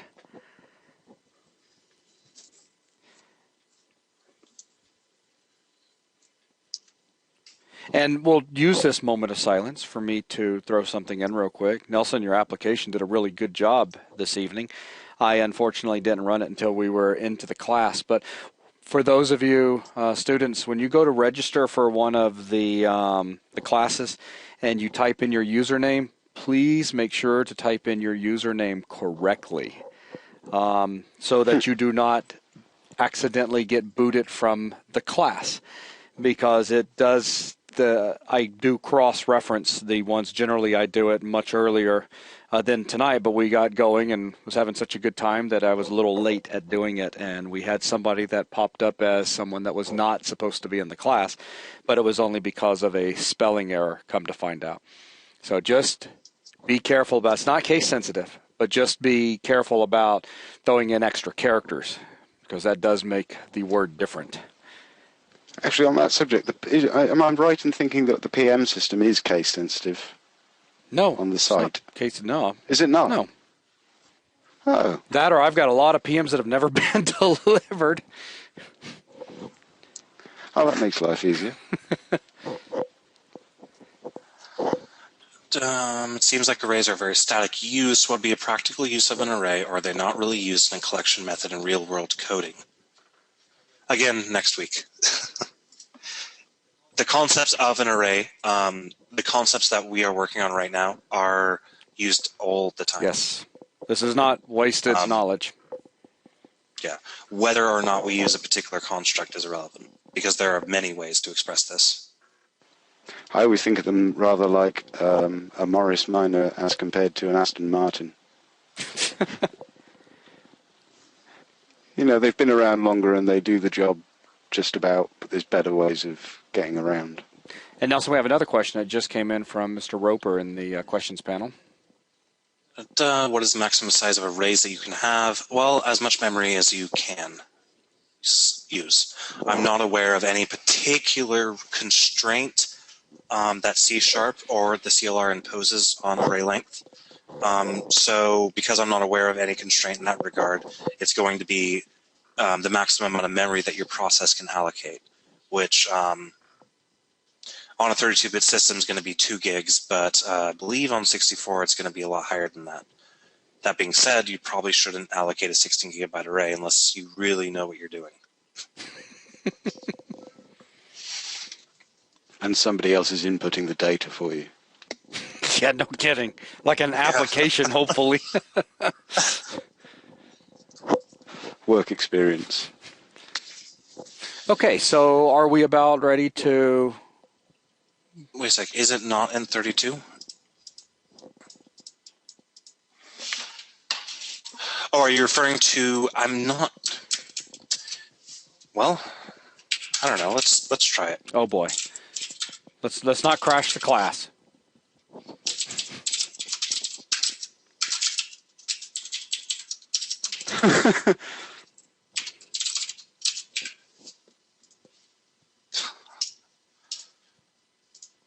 Here it goes.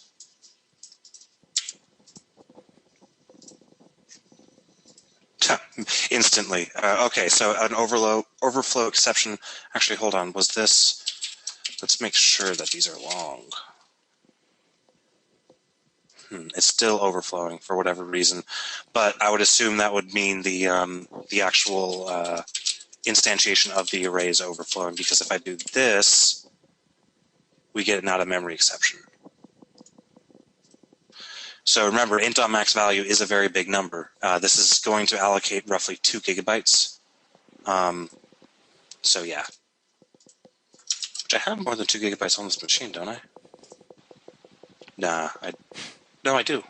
Huh. It's probably because is it being loaded? See, now, oh, wait, I don't have build configuration. Yeah. All right, let's stay on target.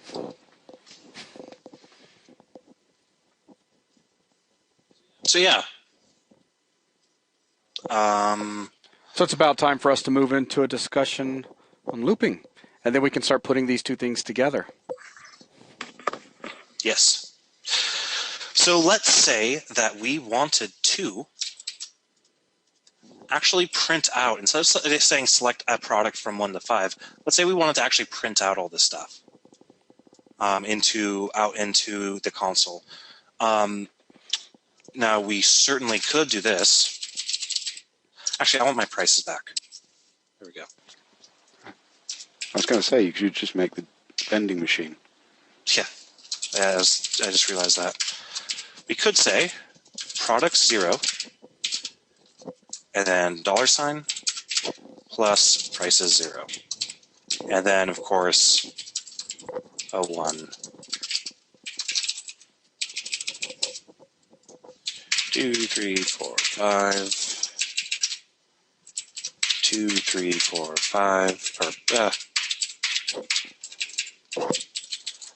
1, 2, 3, 4, 5. Just do it again. Oh. Da-da-da-da-da-da-da-da-da. I was scarred by Cold Fusion. It's a one index-based language. So then we can go ahead and say, actually, let's just do the whole shebang. Console write line, enter how much money you have. Decimal.parse console.readline decimal money equals, and then we can say money equals money minus prices indexed by selection 2 minus 1. And then we can say console.writeLine you purchased a plus products selection 2 minus 1 for prices selection 2 minus 1, and you have plus money left. Okay, so we have $32 and we're going to buy a stuff for $23. And then you're going to go into the code in a minute and very carefully explain that, because I guarantee you our beginners got very confused with all the minus ones being thrown around, and even Meta's behind me and she just went, mm-hmm. Yeah. Oh no, yeah, I was going to explain that again, but I have actually talked about I know, but we've been using that for so many years that's just common for us. But someone who really is a complete beginner, it's not common to them thinking this way yet. So, plus, It doesn't matter how much money you've got; you can still buy stuff. Well, I know. But let's just focus on the code with what's going on. So right here we declare 2 arrays. Both of these arrays are capable of holding 5 items. And then for both of these arrays, we initialize all 5 items to values. So in the cases of prices, we initialize all of these array items into or as these different amounts. And then in the case of products, we initialize all the different product names as product name string literal product names. Next, we say console.writeLine, enter how much money you have. And then in this case, instead of using int here, we're using decimal.parse, which behaves just like int.Parse, except for now we're using a slightly more appropriate data type for this scenario.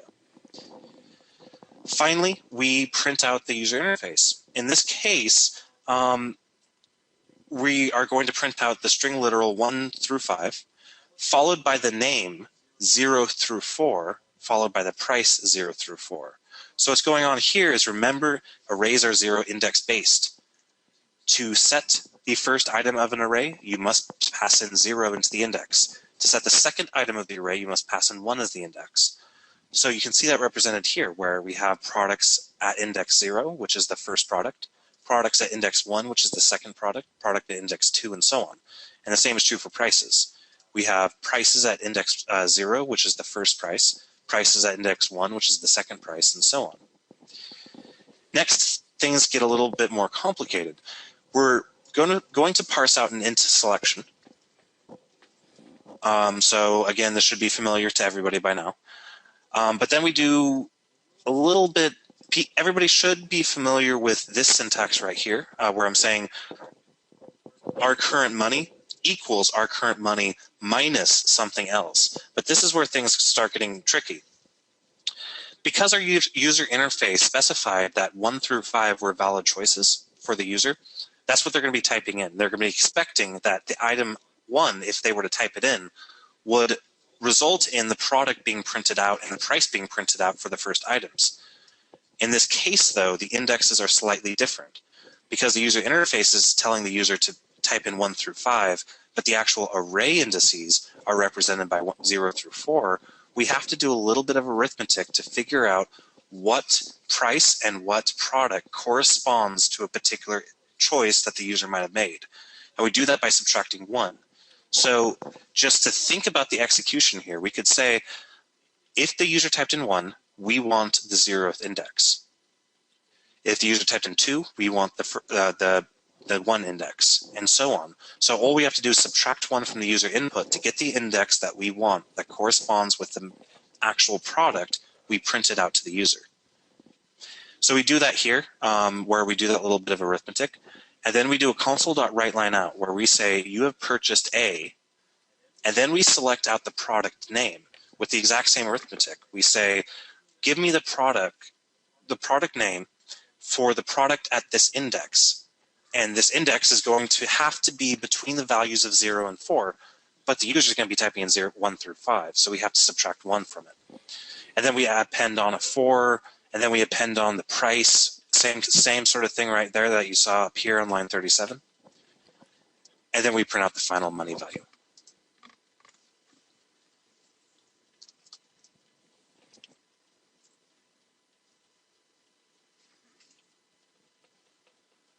So is everybody good with what is here?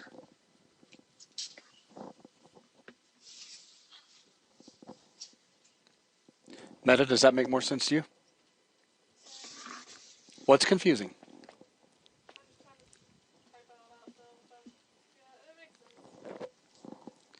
Okay, if you guys are typing this out, go ahead and put your hands up, and then we'll give you guys a few minutes to type it out. Very cool. Good deal. Try to get... Yeah, she says it's making sense. She's just trying to follow along and type it out, too, and it's a lot of stuff to type. So not a problem. We'll give some time. This should be a read key, by the way. And then I'm just going to nuke all this code down here. So we can just focus on that. And I don't want to zoom out any further, but there is one read key at the end being chopped off.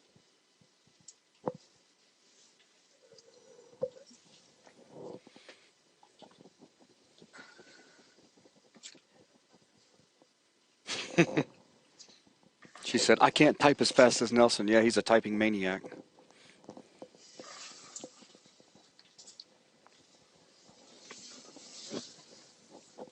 And Brian asked, could you have used money minus equals prices, square brackets, selection 2 minus 1?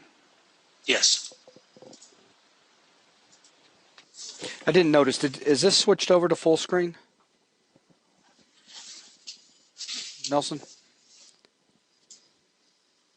Yep, I don't know what you're talking about. That's better.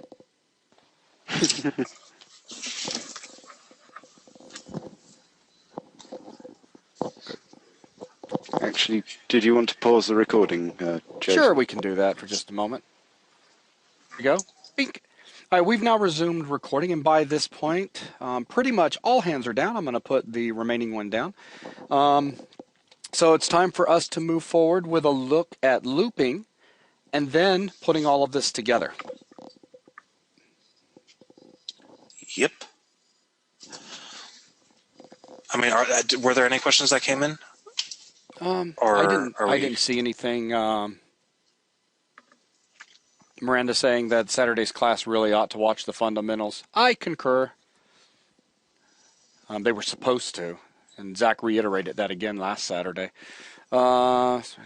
Mixer, and yeah, okay, we're good. Continue. Okay, so I'll assume that everybody is good. So looping? Yes, looping it is. Okay, we have a lot of repetitive code here. Now, we were able to cut down on a lot of repetitive code by being able to dynamically select a variable at runtime depending on the user's input. But one of the problems we have is that we are still repeatedly outputting things that we can actually compute very easily now that we have access to arrays. And the way in which you do so is you create what's called a loop. There's a bunch of different types of loops, but the simplest, and in fact the loop that you can think of it as this is the base loop that every other loop is implemented in terms of, is going to be what's called the while loop. The while loop has it's very similar syntactically with the if statement. I'm actually going to start off up here, and then I'm going to go back down there and refactor that code. So a while loop looks a lot like the if statement, except for we have a while instead of an if keyword here. Inside that, followed by parentheses and followed by a block. Inside of the parentheses is going to be a condition, just like an if statement. For example, I could go ahead and put in, I could say int index equals 0, and I can say while index is greater than 10. Or that's I was about to say while index is smaller than 10. So what's happening here is that we defined a loop that has the condition of index smaller than 10. Now, what it does with this information is it's going to repeatedly execute everything inside of these curly braces until that condition is no longer true. So while that condition is false, it will continue. Or, wow. While that condition is true, it will continue to execute the code inside of the curly braces. So we can do some fun stuff inside of the curly braces. We could say stuff like console.writeLine hi. And if I were to run this program, what's the? Never mind. I was going to ask him if they could guess what the problem was, but too late. Oh, okay. You guys probably saw it because there's an actual problem right now. And what is the problem? If he runs it based off of what Nelson has said so far, which is as long as the expression inside of our parentheses evaluates to true, we will do what is inside the curly braces. So we will continue to do the loop. And Darth Greg's right. The condition's always true. Index isn't changing. So on line 13, can I have control, Nelson, of your machine? Oh, okay. Thank you. Here we go. Is it working? Okay, there it is. It's just, horrible lag. So basically, since index is never changing right here, then it's 0 first time through. So is 0 less than 10? The answer is yes, so that's a true. So we're going to do this console write line right here. We get to, I always tell students to read this as the end of whatever they're in. So here we are. We're at the end of the loop, which means we come back up here and we check to see if this expression is still true. Guess what? Index is still 0. And we haven't changed the laws of numbers, so 0 is still less than 10. So we're going to do what's in the loop again. So we do this again. We're now at the end of the loop. So we come back up. We take a look at this again, and it goes on. And if Nelson goes ahead and hits F5 for us, you'll see that it's going to run and run and run and run and run and run and run and run and run and run and run forever. So how do we fix this? Can we see Nelson write a method that changes the nature of the law of numbers? No, let's stay on target. Please. It'd only take him 2 minutes. We could do that, actually, but we'll have a special 101 class on how to change the laws of number, Miranda. All right, so let's go ahead and close this. We are in what is known as an infinite loop. So what do we need to do to break out of this loop? At some point, we need for index to no longer be less than 10. We need it to be equal to or greater than 10. Once that happens, this expression will evaluate to false. And the moment that this evaluates to false, we jump over the loop and we continue execution with the next line. And we just continue sequentially executing each statement. Well, since index right now is never changing, we know that this whole expression will be true forever. So the only way that we can actually break out of here is if Nelson puts something in there that will change the value of index each iteration. So, well, we can just go ahead and do it since Nelson didn't want to. I was just kidding. I thought we were waiting for... So I was just kidding. Oh, did you take control away from me? I was typing and it stopped. No, you still have control. That was weird. So if we say index equals index plus 1, that means the very first time we come through the loop, index is 0. So we're going to write, which is less than 10, so we're going to write out high. And then we're going to take index, which is currently 0, and we're going to say 0 plus 1. By the way, we're going to start doing this very soon, so I'm going to write this out as a comment to the side. We're going to start using the incrementing and decrementing operators, so that we can prevent ourselves from having to do so much typing. Anytime you see us do this, there's already a lot of you that are turning in homework that are using the plus plus and minus minus in your actual homework, which is great. But for those of you that have never seen this, this plus plus, this is the exact same thing as doing this right here. As Nelson just led on a second ago, us programmers, we're lazy. So anytime that we can save from typing a little bit, then we try to do that. Were you just gurring at something, Nelson? That was my chair. Oh, okay. Sounded like you were gurring. Okay, so anyways, these two lines are exactly the same. I just wanted to point that out. But right now, let's leave it drawn out longhand for everybody. So we know we come through the first time. So 0 is less than 10. We're going to write out high. Then we're going to take the value of index, and we're going to increment it by 1. So now, where are we at? For our beginners out loud, I want you to say we're at the end of the loop, which means we now come back up to our expression. We evaluate again. At this point, index is now 1. So we're going to continue doing what's inside. So we do this line first. Then we do this line, which now takes index from a value of 1, and it increments it to 2. We're at the end of the loop. So we come back up, we evaluate our expression. This continues looping, hence the name loop. So 0, 1, 2, 3, 4, 5, 6, 7, 8, 9. And so when we come through with 9, is 9 less than 10? Yes. So once again, we're going to write out high. Then we come down to the next line, which says whatever's an index, which is a 9, is equal to 9 plus 1. So that means index is now set to 10. Where are we at? End of the loop. We come back up. Is 10 less than 10? Answer, no. That's false. Since the expression evaluated to false, we no longer do what's in the loop. We now skip it. We're finished with this loop. So we jump over, and execution continues. And the next line to be executed, and on from there. Okay, so very straightforward. I have a question. Go ahead. If you were to swap lines 15 and 16, would you get the identical output? Yes, because think about it. It would finish its iteration. That's right. What I'm saying is, would it finish? Because the index less than 10 becomes false as soon as index is incremented.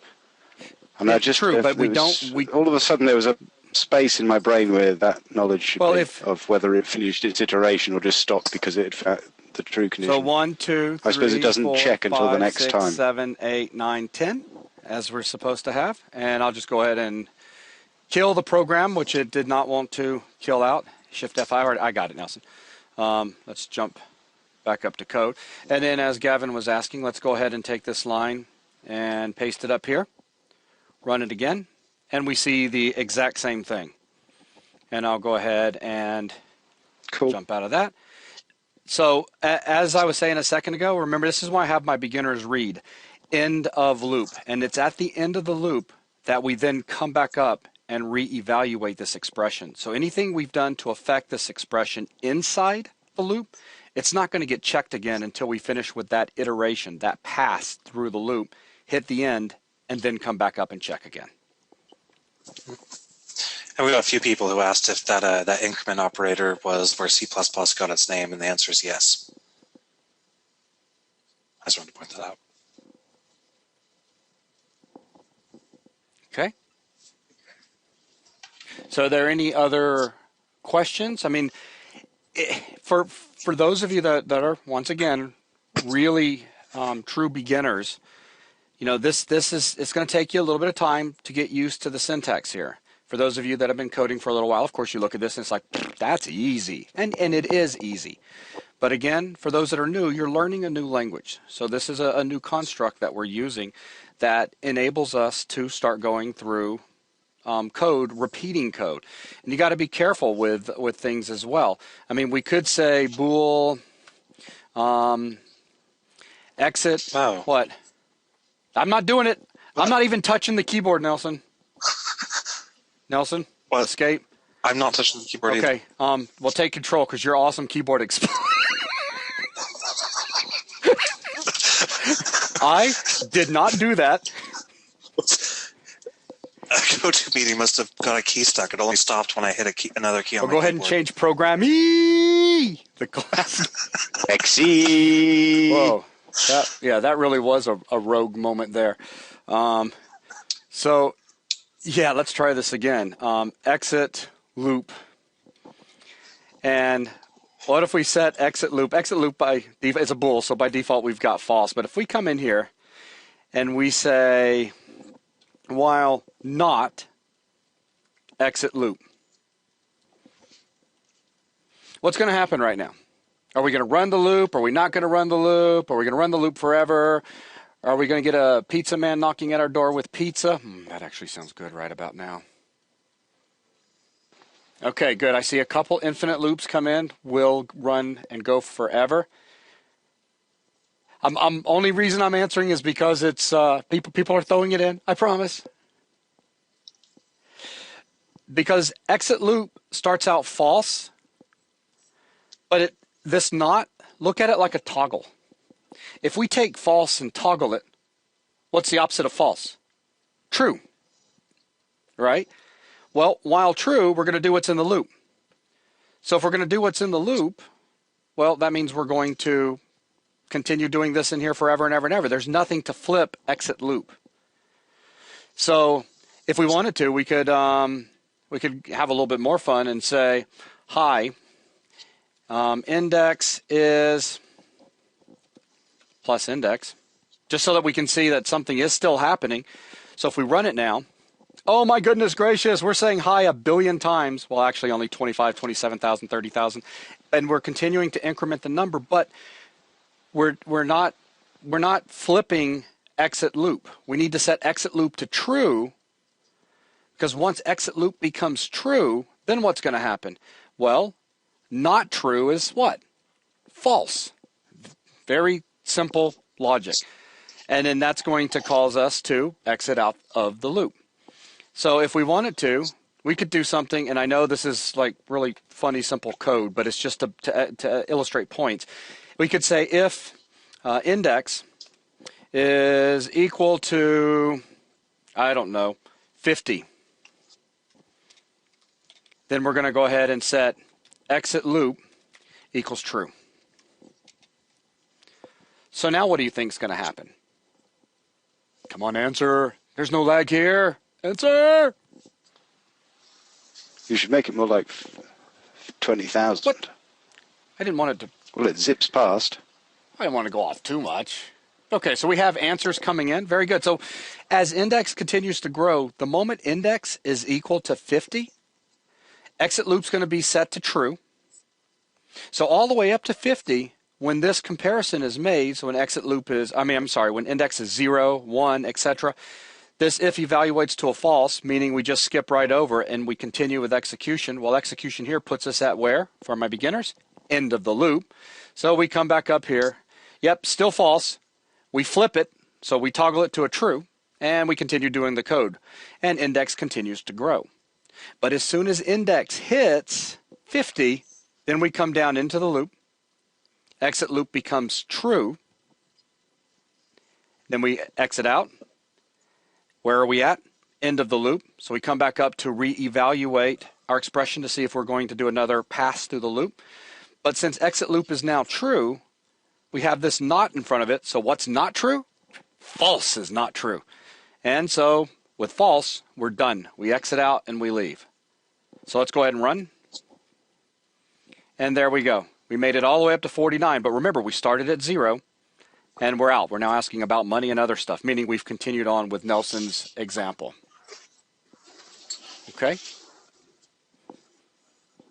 All right, Nelson, is there anything you want to add in? I just wanted to throw in just a little bit of simple stuff for everyone and give you a moment to kind of rest your voice. No, that looks good. Jen was just asking about the use of equals equals, and I'm not sure whether that has been mentioned yet. Yeah, we've mentioned it. We've mentioned it before. Equals is for equality, as opposed to equals, which is for assignment. That's an assignment operator. Yep, they're completely distinct operators. In that this is an operator that's going to go ahead and evaluate this entire expression into true if both of these things are the exact same.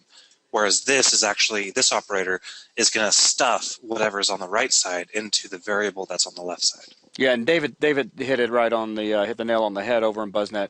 Equals equals compares stuff, and in this case, it's comparing stuff for equality. Are they equal? Yep. The way I no learned it, apologies, Jen. What are you talking about? I forget stuff from day the to way day.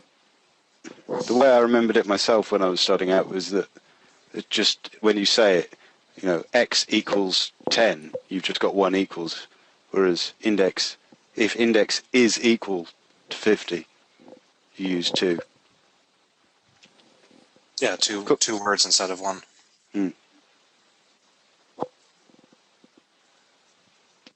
Does not exit loop mean exit loop does not equal false? Yeah, or no. It's equals false. Boolean logic is hard. This is equivalent to both of those lines are equivalent. Right. Boolean logic is hard. That's awesome, Nelson.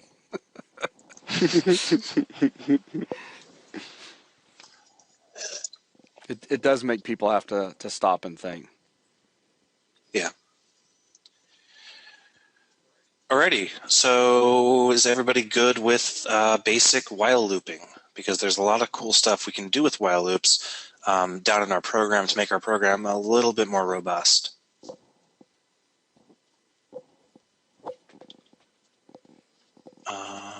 Can you do it against time?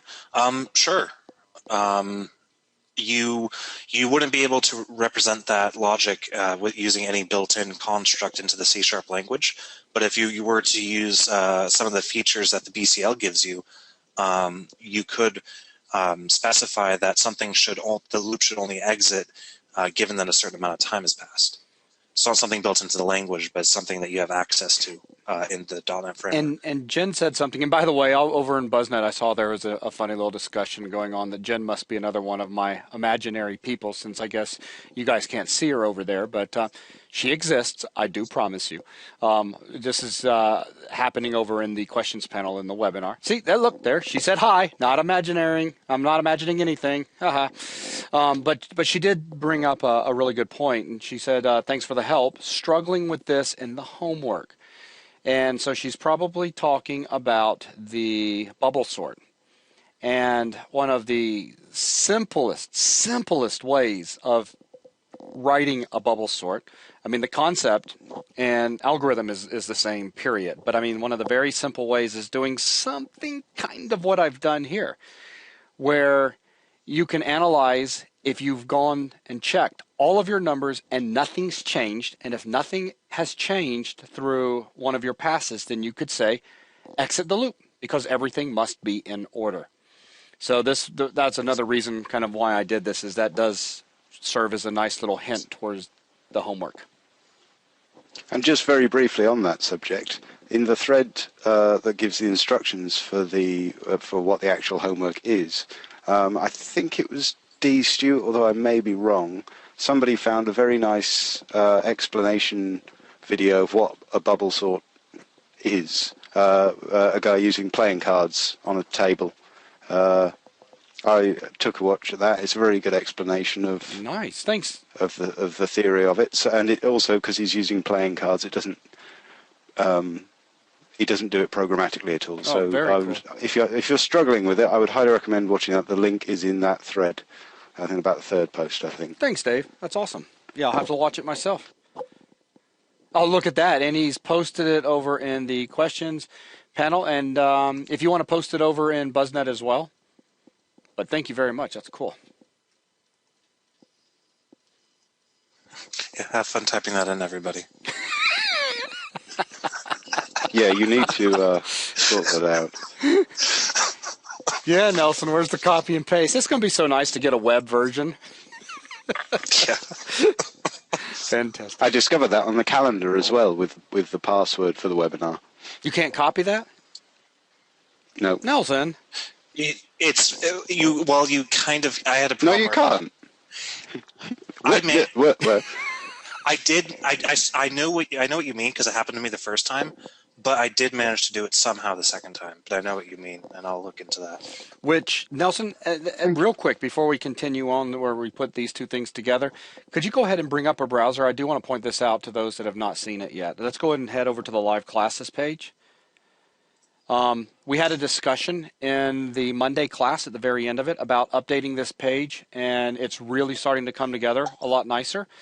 Gavin, thank you very much for telling Nelson to put in a legend, because I thought it was, That's the word. I was honestly surprised that I saw a legend, because I was like, wow, that is so not Nelson. That's cool. He thought about putting it in. And when I told him that, he laughed and said, oh yeah, Gavin told me to. I also made him make the blue letters more than 6 point. Oh, nice. Which was... So this is really important. It's going to make things a lot nicer for you guys, instead of having to dig through a whole bunch of threads to find a password right before class. Now, as class is about to start, within 5 minutes before, all you need to do is come over and click on whatever today's class is. And Nelson's going to get that highlighted for us on the current day to make it even easier. But you'll see right here that webinar password at the bottom. You'll also see links that will take you to course information, homework for that specific class, and register if you're a new member sponsor and you want to get registered for a particular class so you can join in and listen. So anyways, this will make life so much easier, which I like, and hopefully you guys will like as well.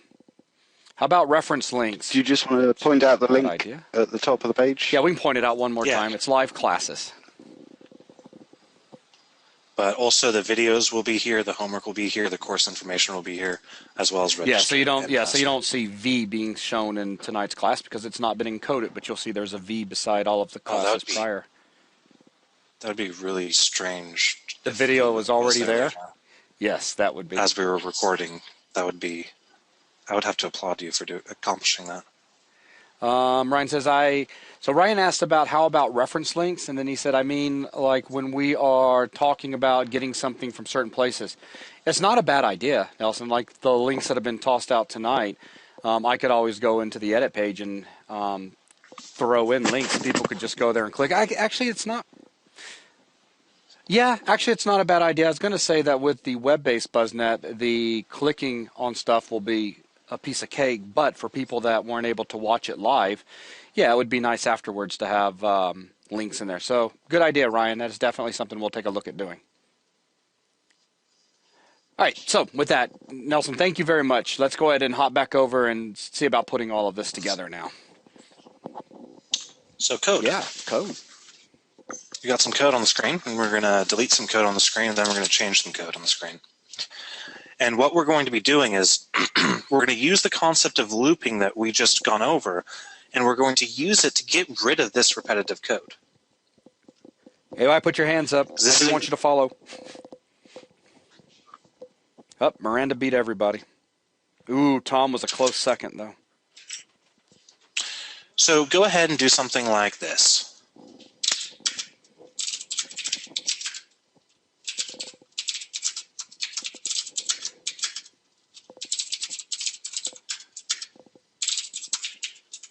Wow. What? Dude. This is not a thing. I thought it was a for loop for a second. I was like, because I don't think you quite understand how many times I've typed this out, followed by the rest of a for loop. Like, it was just complete muscle memory. That was awesome. Okay, after that epic fail, let's go ahead and continue.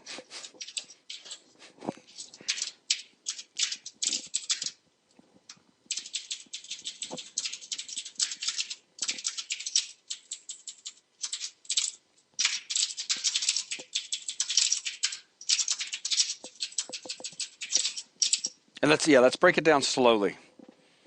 So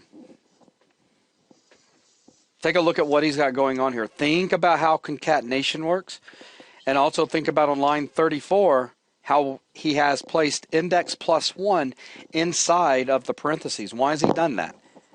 Because he doesn't want the users to get a presentation of the products that they can select being with press number 0 as the first one. It would look nicer if it says 1, 2, 3, 4, 5 instead of 0 through 4.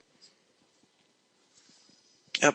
And length, I did toss that in there kind of sneakily. I do want to point out what length is. Every single array has this nice little property that we can access on it called length. And length is going to get a 32-bit integer that represents the total number of elements in this array. So length is always going to equal how many items are in the array. In this case, that's going to be 5.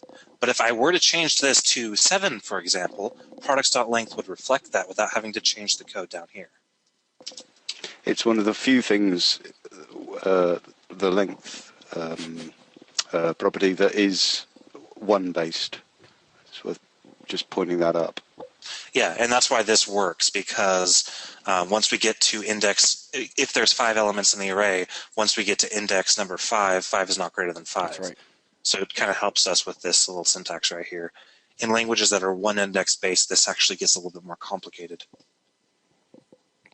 So yeah, length is a property that you're supposed to be introduced to tonight. And you're going to be using it. You're going to be using it all the time in your future programs. Yep.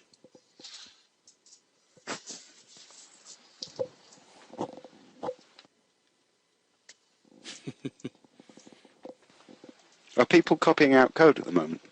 I thought Yeah. so. Ah, yeah. No, that's all right. I didn't notice you say that. Yep. And hands are slowly going down. We still got maybe 10 people that are working on it.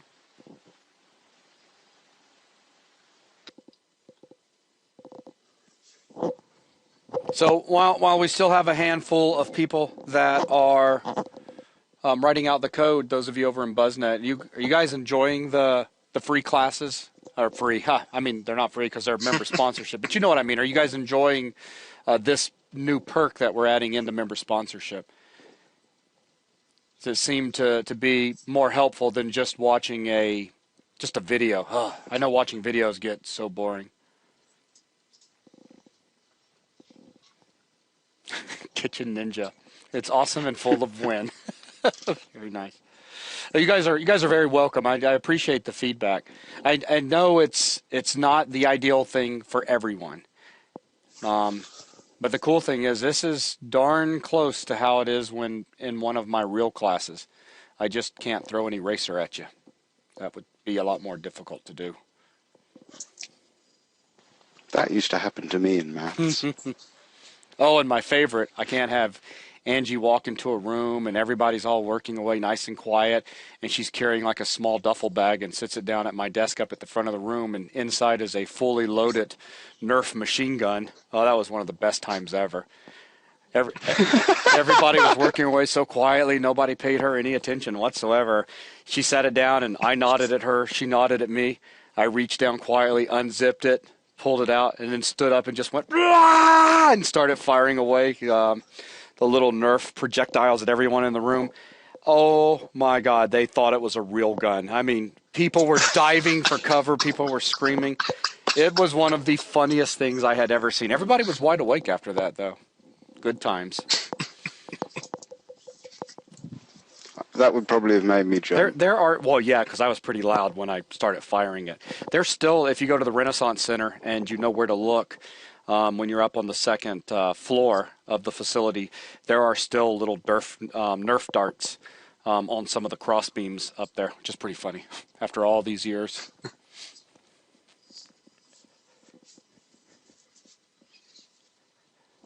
All right. Yeah, you're supposed to be, at this point, keep your hand up while you're still typing out That's right. code, and then take it down when you're done.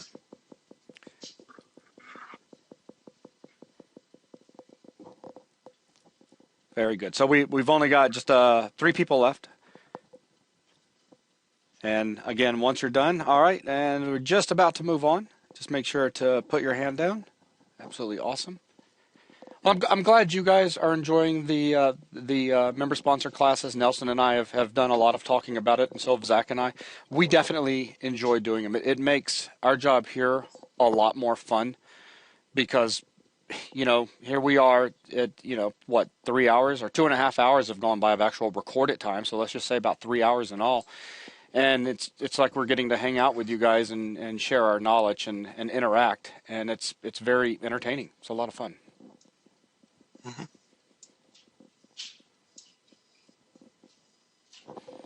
Okay, excellent. So I think at this point we can go ahead and go forward and start walking through and talking about the code. And Dave, you're right, and we still get a VTM out of it as well, a video training module. Captain. Yep. Alrighty, so if I were to run this program, I would say I have $1,000, and then I would say I really want an AND right now, and then I would enter, and I purchased one for 23.423423, and I have $976.576577 left.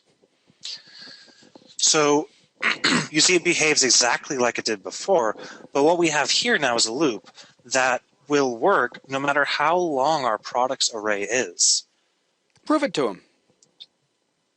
But yeah, well, yeah. I was about to say, before I actually go into the code and explain it, let's go ahead and add two more products. So let's go ahead and change the products array to have a 7 length, and the prices array to have a 7 length, and then let's go ahead and fill them up with data. I'm also going to reorganize these just so I don't. Thank you, because it was driving me crazy. I just wanted to show that you didn't have to do it. No, I know that, but I'm saying at this point.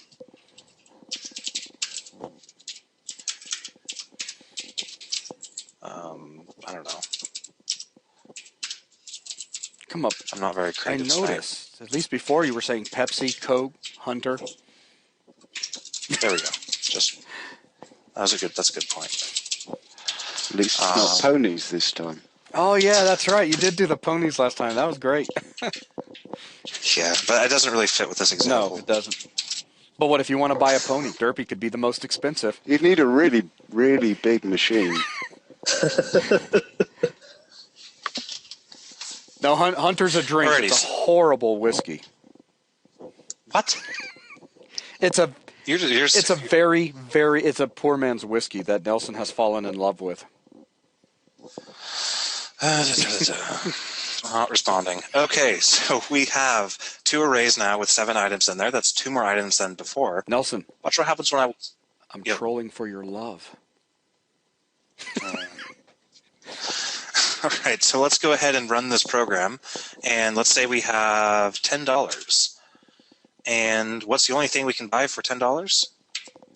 Hunter. So now you see that 6 and 7 just appeared magically. Yeah, he didn't have to change. He didn't have to change any other code outside of just adding these 2 new elements to each of the arrays, which is awesome. Yep, and I say I purchased a Hunter. That doesn't sound like what I expected it to. For $10, and I have $0 left. So, yeah. And yeah, I realize I didn't update the UI. It still says select product 1 through 5. So we let's can fix that it, too, yeah. actually. We can go and say select a product 1 through products.length. And now we can say I want a bleh. And yeah, I purchased one, and now I have negative money left. But now you see that the selected product 1 through 7 appears properly because we're computing that from the length. So what if we wanted Nelson to update this to where it starts off by, we're the guy who loads the vending machine, where it says how many products do you have? And then so Nelson could say I have 3 products, and it could go through and say enter product 1, enter the price, enter product 2, enter the price. Let's do that real quick. Alrighty.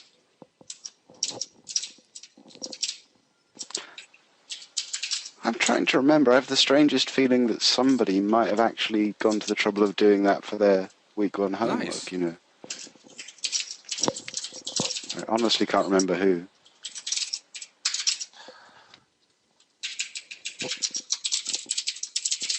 And the reason I'm having Nelson hammer this home right now is because before we were using our statically sized arrays, but now our program is going to be much more dynamic, because before this program runs, we don't know how many products are going to be in the machine.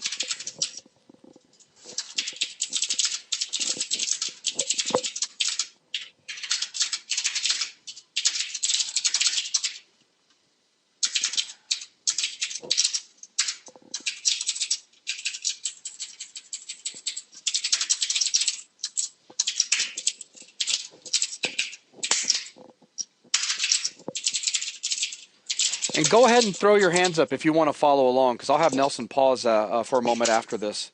This is a really good example to type through, in my opinion. And it's not going to be a whole lot of code. It's actually going to start condensing a little bit.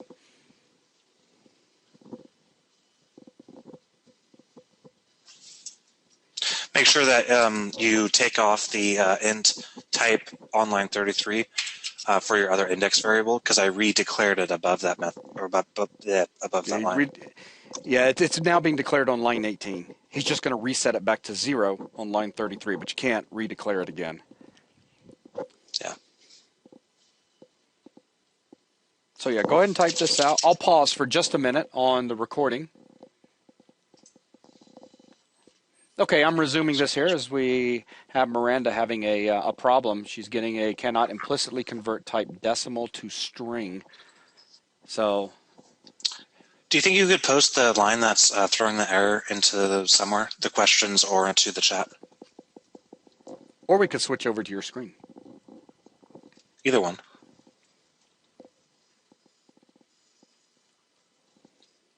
Switcheroo. Alrighty. We are going to switcheroo. Here we come. Or actually, you do it, Nelson. Dun, dun dun dun dun dun dun dun dun dun dun dun dun dun dun dun. Oh, nice. That was in 5. Do what? Your dun dun dun dun dun dun dun dun dun dun dun dun dun was in 5. Yeah, you like that, didn't you? Could you control scroll up, zoom in a little bit? We can see All right, it. thanks. Sweet.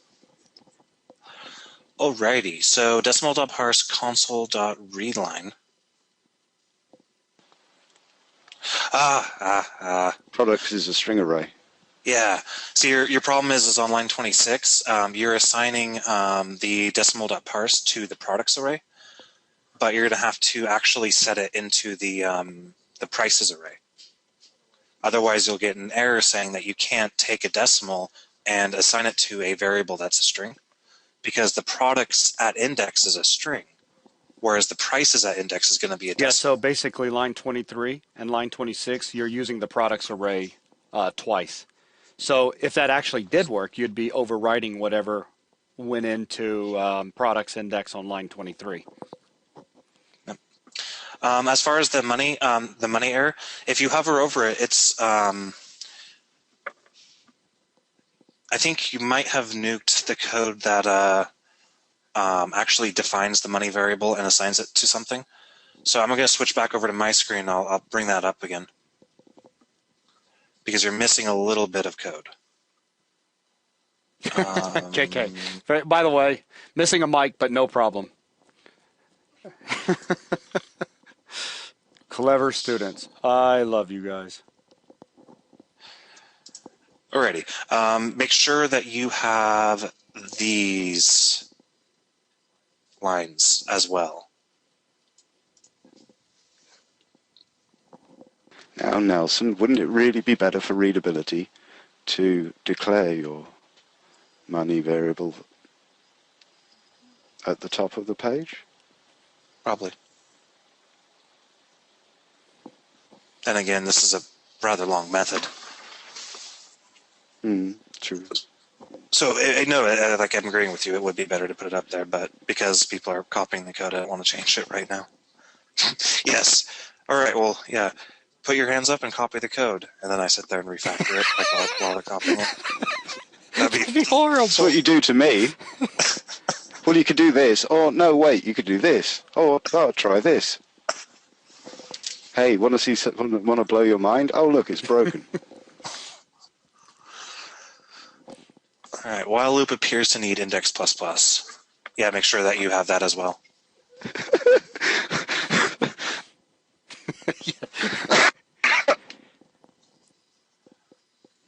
Sorry, TF killed me with that. Scroll up. Put your hands up and copy the code. Nelly? Scroll up. So you have a while loop above, and your index. Yeah. Oh, he was talking to me. Thanks, Chris. I thought he was talking to somebody else. No, Chris was trying to point out, hey, you need to make sure to increment index. So for those of you that typed out exactly what he had, it was broken. And 2 points goes to Chris. Spin them however you'd like. I'm bad at this game I tonight. notice. Well, it's because I'm not jumping in while you're still typing and correcting it for you.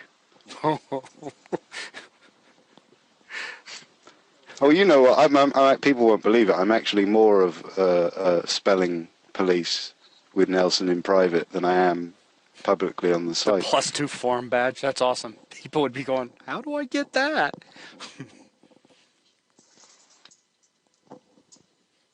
All right. So again, once you've got it all typed out, go ahead and put your hand down over in the webinar questions panel or the little hand raising panel. How you coming, Meta? Okie dokie. Not a. No worries, no worries.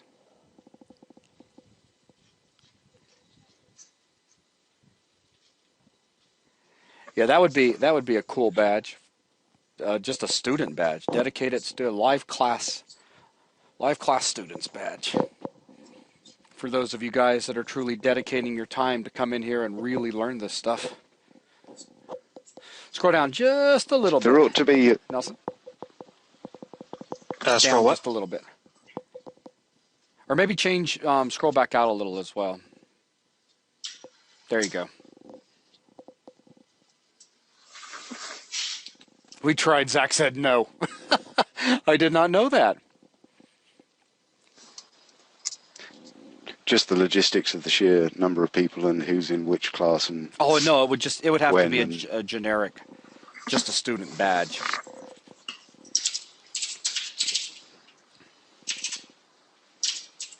Zach made a fail badge the other day. That's awesome. Did he? I don't know. That's what Mr. Webster just said. I'm checking right now, actually. Who got a fail badge? Chris Webster. Phantom Walker. Right now, the class we've had, we've gotten up to about 51, and we're down now to 28, as a lot of people have had to go to bed because they are overseas, and the sun will be coming up very soon. Oh, yeah, it's 6:30. Or Cool. the sun is up. My bad. I don't know, I've got all the curtains shut. Good man. Oh, yes, well, I try to emulate a basement in my shed.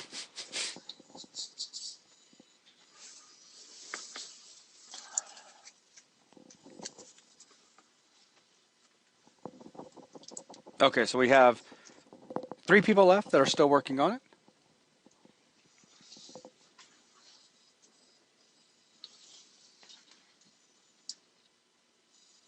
Yep, these two.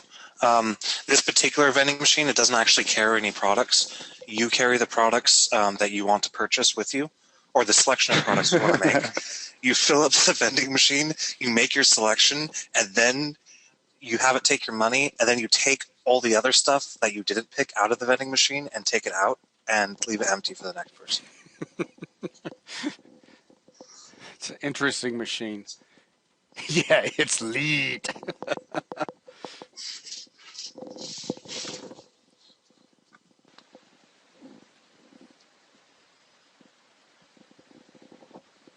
Yeah, you're going to be... When we make people presenters, it makes them into, well, presenters, and there's no way to unpresenterize a person without I muting think them. there is. I just want to be careful with that at the moment because I've been meaning for us to test that outside of an actual class because I don't want to run the risk of kicking you out. But yes, so for now, feel prestigious. You are one of us. A panelist.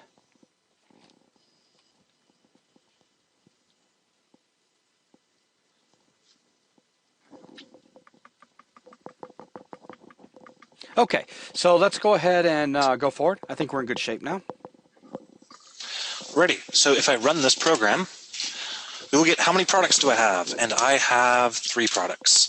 My first product is called Pepsi. My first product. My price for my first product is going to be $40. I'll do Pepsi then. Pepsi is $100 and Hunter is always 10. Now I have $40. So now I must select a product out of my first product, Pepsi or Hunter. And I can type in 1 through 3. So if I type in 3 and hit enter, I purchased a Hunter for $10 and I have $30 left. But now if you stop the application and run it again, and this time around put all the ponies in, make a pony vending machine. This is what I was getting at, that we now have a dynamic machine, because look at this. We now can put 7 products in. Oh. Uh-oh. What did you do? Pony fail. You didn't put a price in. Cannot implicitly convert pony to int, to decimal. And Alan asks, what country are we in? I'm in the U.S., in Tennessee. Nelson is in the U.S., up in Washington. And Gavin is over in the U.K. 3, 4.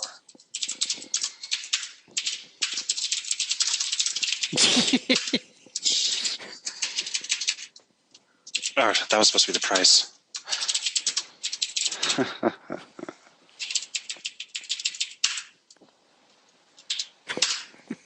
Really? One of them's got a surname? 2 of them have got surnames. Yep.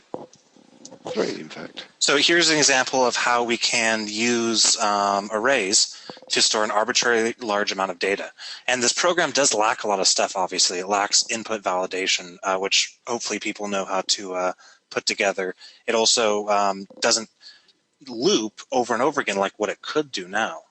But I just wanted to point out, or just demonstrate how we can use loops, or basic loops to go away.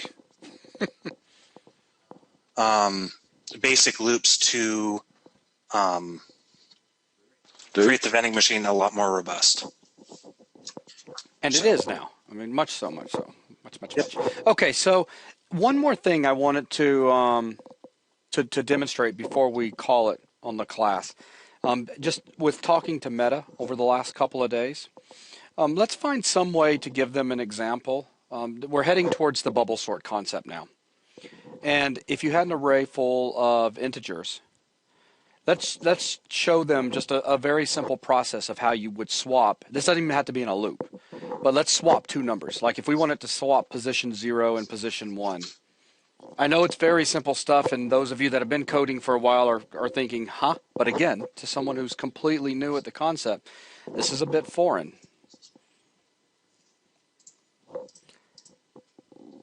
Alrighty, so I'm going to go ahead and nuke all this code. And I'm going to create an int, my numbers equals new int 10. And I'm going to say my numbers 0 equals 1, and my numbers 1 equals 2. Now let's say I wanted to swap these 2 numbers. What I would do is I would first create a temporary variable called temp to store the value of my number 0. Actually, you know what? Just to iterate that this is code that can be executed dynamically like that. And so then I'm going to go ahead and say temp equals my numbers 1. I'm going to say my numbers 0 equals my numbers 1, and then my numbers 1 equals temp.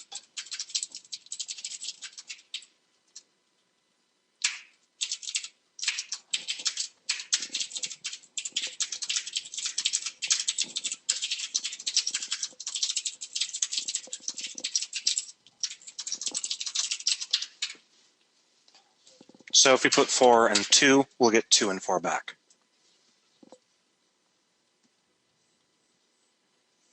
Now this is very important, a very important concept. So if you're typing this out, go ahead and raise your hand. It's not a big application, but just the concept of taking numbers in an array and swapping them is very important because your homework consists of writing a bubble sort. It's just the simplest kind of sort that we have out there that will simply take in numbers and then sort them. You'll utilize an algorithm to put the numbers into order. And in order to do that, you need to know how to swap elements in an array. And so this kind of lies at the very heart of it right here. Now, of course, Nelson is hard coding all of the indices here by saying that we're going to look at index 0 and we're going to look at index 1. But once this gets done, Nelson, I'll have you change up the example a little bit to show maybe just one pass through with a loop and to show how to make one number move from one, like from 0 all the way up. I'm just trying to give them a little bit. I think you're being too generous, myself. I think you've had a lot of maths training and you've played with code quite a bit. And again, it's nice having someone that is an honest-to-God complete beginner at coding here, because I'm able to sit down and question her, and she is putting forth a tremendous effort to get this stuff. And if she hadn't gone through this the other day, like Darth Gregg is saying, I feel for the Monday class, they didn't get this, and they didn't. And as I've already pointed out to you guys, that's one of the cool things about having two classes is no two classes will ever be the same. But again, I got feedback after the Monday class from Meta, and there was nothing but extreme confusion. And something like this is very easy to someone who's been coding. I mean, Jen just said, that's why I'm sitting in tonight. So, Jen, do you find this this little bit of extra explanation here to be helpful in making things a little more straightforward? Absolutely. See, and that's the key thing, Gavin. I always try to keep in mind our complete beginners because that's who we're targeting. Yeah, that's cool. I just know, you're a generous person. I know, but at the same time, the level of confusion that she was having to deal with, I felt that we could provide, even if we showed one number bubbling all the way up, that's still not the algorithm. Mm-hmm. It's closer, but you see what I'm saying.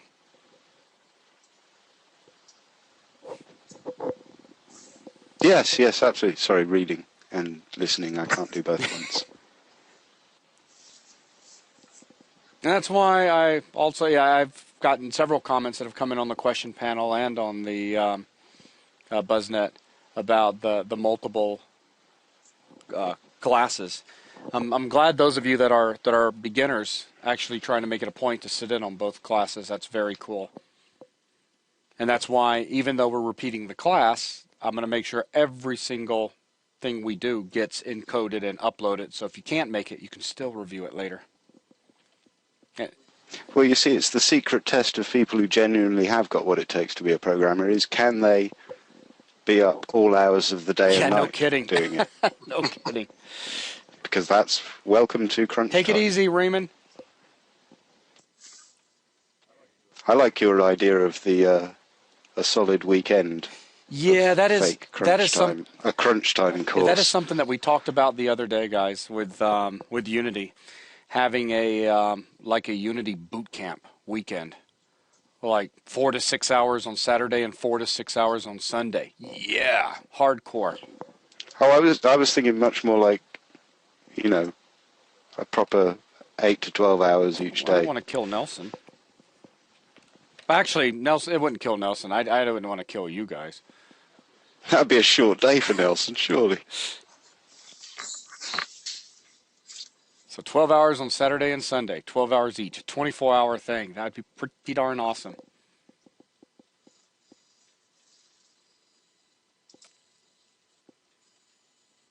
Jesse says you should comment the code because I was having issues running the program when I started to use my brain and was like, oh.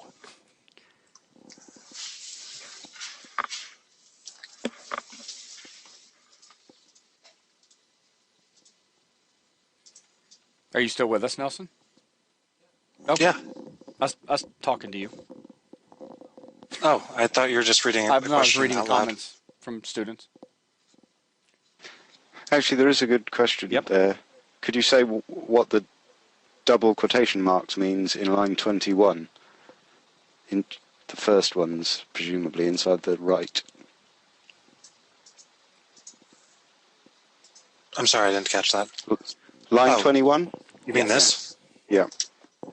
I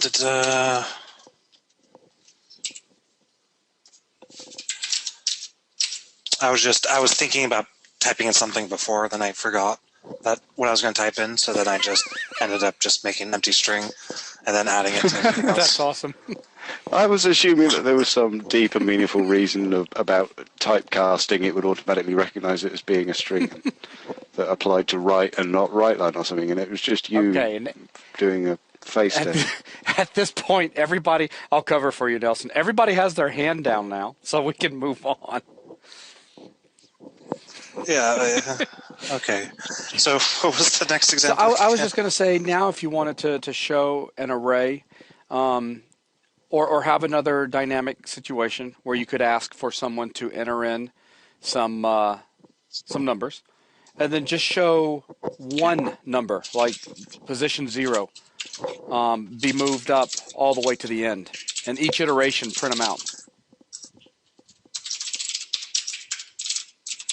And hang on, and TF, I'll do it, TF. Nelson, do I still have control? Okay. Yeah. So TF said he thinks it's crucial, and I'll back him up on this in case the explanation that Nelson gave a few minutes ago wasn't clear enough. Why are we using temp? And it is very important to understand why we're using this. If we start off and we read in, let's say, a value 5 to put into 0, and then the user types in 10 to put into 1, well, we're about to overwrite. So if you look right here, we're about to overwrite what is currently in 0. And if the goal is to swap these two numbers, it's going to be hard to swap them if we overwrite what is in 0, index 0, with what is in index 1. And remember, I said 5 is in 0, 10 is in 1. So line 20 right here would take 10 that's being stored in this compartment right here, in this element, and it would copy it over into here. So we would now have 10 in both of these. Now, how would we put what's in 0 back in 1? At this point, if we did, what are we going to do? Take a 10 and put 10 back over, 10 over into 1? So it's 10 and 10. So we need to make a backup of what is currently in numbers sub 0 first, which is that 5. And so what Nelson did is he created a temp variable, a temp integer, to hold that value. So he assigned what is currently in numbers sub 0, which is a 5, to temp. So now temp is sitting there holding our 5. Now we can proceed to the next line where we take what is in numbers sub 1, which is currently a 10, and we copy that over to 0. So there's the first part of our swap complete. And then we're able to come over here to 1, to compartment or element number 1, and remember that 5 that we backed up just a moment ago? Now we can copy that over into element 1. So we have swapped the two numbers at this point, and you were able to see that when Nelson executed the code and we did the write and we wrote out those two elements. But it's very important that we make a backup of the number. Okay? It's a lot like the Towers of Hanoi, if you know what that is, or you can Google it. Hanoi, Hanoi, Towers of Hanoi puzzle. Just throw that out there for anyone who knows about that. It's the same sort of principle. Okay, so hopefully that helped make things a little bit more clear. And no, don't be sorry, TF. That is a very important thing to grasp. So if you felt that it wasn't clear enough in the first explanation, hopefully that solidifies it just a bit. Alrighty. So, yeah. I'm just going to go ahead and recreate the concept of filling up an array with a number of items specified at runtime.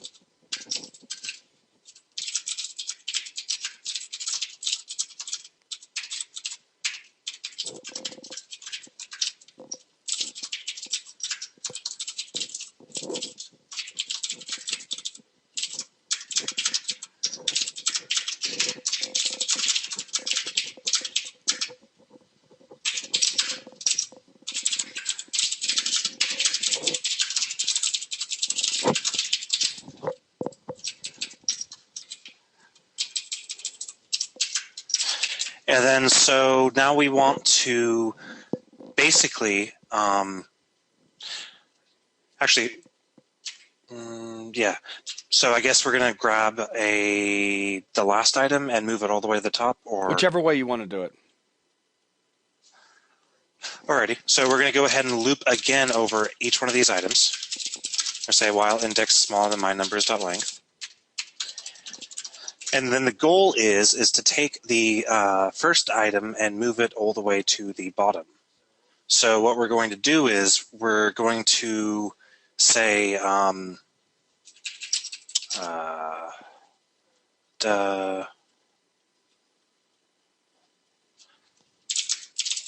same sort of thing here. Actually, this is going to be my length minus 1.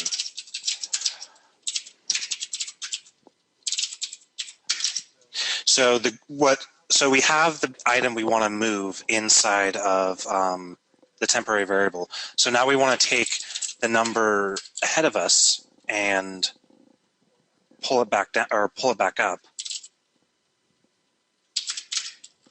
So that's going to be and then we want to go ahead and say index plus 1 equals temp. And then we're at the end of it, we're going to want to write everything back out. So setting index back to 0, we can go ahead and loop over my numbers.length, and we can do a console.write index plus comma.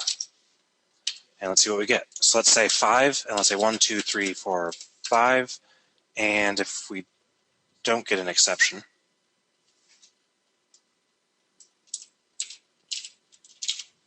the program halted. Probably because I'm missing my increment again. See, that's the problem with for loops, or while loops compared to for loops. So let's say 5, 1, 2, 3, 4, 5. Woohoo! And yay! That's a really big array. Or some. What is that? That is an error. That is a big error. That's an epic error. Look at your. All right. Wow, I'm missing it again. Yeah, it is getting late. Nice job. I have to say that. There. Okay.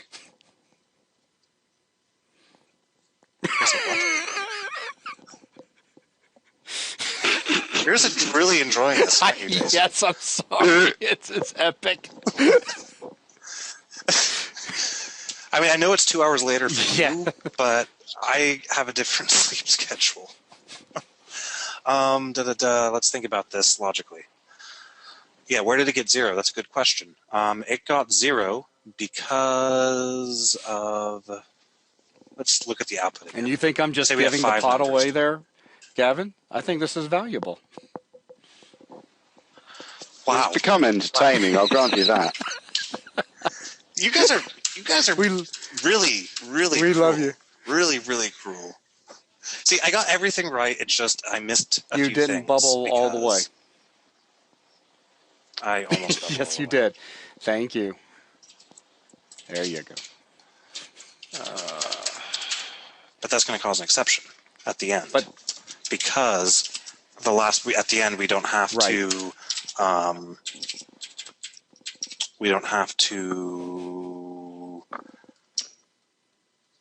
see, now I'm confusing myself again. Why can't I type? Okay, so let's think about this. That's right, is it not? No, it didn't bubble all the way to the last object, or to the last index in the array, which means we do have to continue either... See, this is where I'd pull out the debugger and just do it like that, but I don't want to, do anything like that here. Scroll up to the top. Yeah.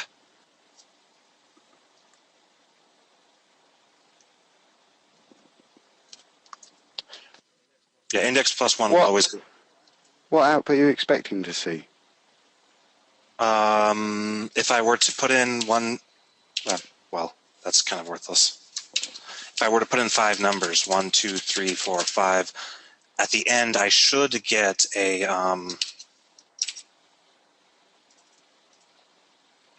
Oh, what a...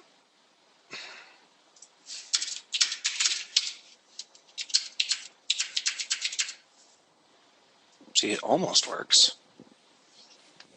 What are you expecting to see? 2, 3, 4, 1, 5. We're just missing one last swap operation. Why? No. What? Wait, what? Yep, this has become epically Why? entertaining. Sorry. Am I wrong, Jason? It's a little logic. It's a logic issue. Yeah, it's a can't think issue is what it is. But you've only got... All right, hey, hang on. We're at 3 hours. Do you want to take your 5-minute break, Nelson? Yeah, I probably should. All right, guys, 5-minute break. I'm going to pause the video right here. Okay, we're resuming. We're a terrible Was somebody listening from outside? No, I can't hear from outside. I thought in my head, I was thinking, that code is correct. I know it's correct. I've written code like this 100 times. That can't not be correct. It's because you were the one that said it was wrong, and I was saying, no, that's right. And you made me think that I genuinely fundamentally misunderstood sorting. I was questioning my own sanity. Because, like I said, I've written this code 100 times. I know exactly how it works, and It was spectacular. See, for everyone, this is what really happens when Nelson's coding. This is a sneak peek behind the scenes. Get the comma out of there so it looks nicer. Here's the thing. I'm good at coding under stress. Like, I am really good at coding under stress. But I'm not good at coding under a spotlight when there's so many people watching. Oh, Nelly, there's only 2 people left in the class. It's just Gavin and I. Yeah, I'm an organizer. I can... Oh, yeah, that's right. You can't. Dang it, I can't get anything by you tonight. Well, you Well, managed other than that. That was epic. There you go. All right. So the order of the array has been changed. You see that it started out with 1, 2, 3, 4, 5, and those went into the elements 0, 1, 2, 3, 4. And then he's taken what was in index 0, which was a 1, and he's bubbled it all the way up, if you want to use that term, to the last spot, or to the top. So now we have 2, 3, 4, 5, 1. So go ahead and walk through the code, Nelson, to show those that are trying to follow along with the logic of what's happening here. Alrighty. So the first thing we do is we do what we've done before, where we are instantiating an array with a dynamic number of elements that the user specifies. Then we're filling that array up with input from the user. So still pretty straightforward. We enter this while loop that's only going to execute as many times as there are items in the array. And for every item, it's going to ask you to enter a number. After it asks you to enter a number, it's going to store whatever number you entered into the array at that index. Then it's going to increment the loop variable and continue on until it reaches the end of the array. Then we set up something similar right here, although it is a little bit different. We reset the index to 0 because we're reusing this variable as our increment or as our index for the looping. But then we're going to do a different condition here. And the reason is because when we're swapping forward, I guess you could say, the goal of this method, and this code block, and I'll explain it in depth in a second, but the goal of it at a very high level is to take whatever item that we're currently sitting on and swap it with the item that's directly in front of it. So that means when we reach the item before the end of the array, we're sitting on our item that we're bubbling up or bubbling down, and there's no more items ahead of it, so it stops. And that's why we are looping for the length otherwise we -1. would be comparing outside of the range, which would be bad. So at this point, we take whatever number we are sitting on, which is this is the number we're bubbling up, and we alias it out into a variable called temp. Then we take the previous item, or the item that we're sitting on, or specifically the index that we were sitting on, not the item itself, and we assign it to the item directly in front of it. Then we take the item directly in front of it and we assign it to our temporary variable. So this gives it, it basically just continuously swaps that item with the item in front of it until it reaches the item before the last item in the array. Then, of course, we do index ++ to increment the loop forward once. So is everybody good with this while loop? Because I think, well, obviously this is the most complex part of the program, but I can answer any specific questions if anybody has them.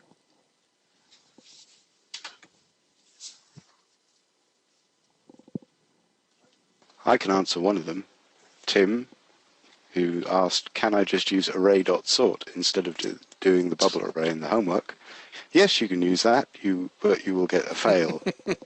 And no chance to resubmit it because I tend to lose my sense of humour while I'm wading through homework.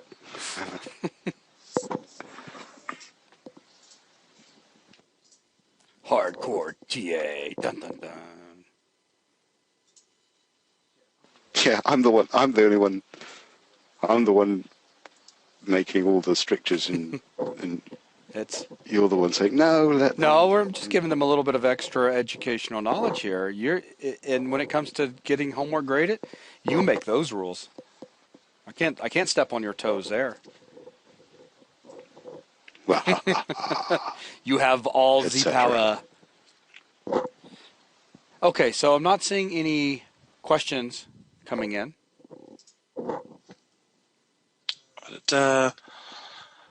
Yes, you use a loop within a loop. That's yes. Yeah. No comments. This is just to demonstrate a basic concept of swapping numbers around. So go ahead and talk for just a second, Nelson, about what a bubble sort is. Well, a bubble sort is an algorithm. Well, actually, just to define the word algorithm might be helpful right now. I mean, you... Go ahead. What? Oh. An algorithm is basically it's a very formal way to accomplish some sort of computation. And what I mean about formal is that an algorithm is the concept of performing repeatable actions until a particular thing has been accomplished. And what makes an algorithm is that they can be translated into programming code. Regardless of the language, as long as it supports enough features to be able to represent the algorithm, then you can take that formal language and instead of describing it in English, you would just use the language that you're working with to describe it in code. So in the case of bubble sorting is a sorting algorithm that is going to basically loop through all of the, or am I describing the algorithm? Just what happens. I mean, not with code, of course. Yeah. Well, what happens is the it's the most simplest form of sorting, where you're going to select an item, and you're generally going to start with the first item, and then you're going to decide if that item needs to move up in the list, or sorry, in the array, or down, depending on if you're sorting ascending or descending. Then it will make that swap if it needs to. So, for example, if you were sorting by value ascending, then you would ask give some comments, multi-line comments below, and just draw out like 3 numbers or 4 numbers, and then show like who you're comparing against. And yeah, so let's say we start with well, that's a bad example. So we're doing that, and we want to sort this in descending order by value. We would start with iteration. I'm going to go ahead and show how this array would get mutated as it goes through the bubble sort algorithm, not necessarily how it correlates to a particular loop iteration. Right. Because some loop iterations will result in nothing being changed. So the first step is we're going to be sitting on this 423 item, and again, we want to sort this descending. So we ask, does the 423 item need to be moved? And the answer to this is no, because, well, it's the first item in the array. It can't be moved, really, because if we're moving to the left. So we skip that number. we look at Go ahead number and define 12. descending for anyone that might be confused as to what you mean. Descending means you start with the highest value of something. So that would be descending order. Ascending order is when you increase the value as you go on. Descending. Wow, what is that? Oh, it's an X. Oh, come on, I can't put a little pointer in there.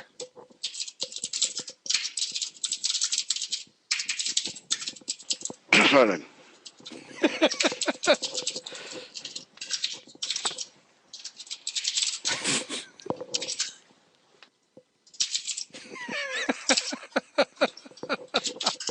So entertaining.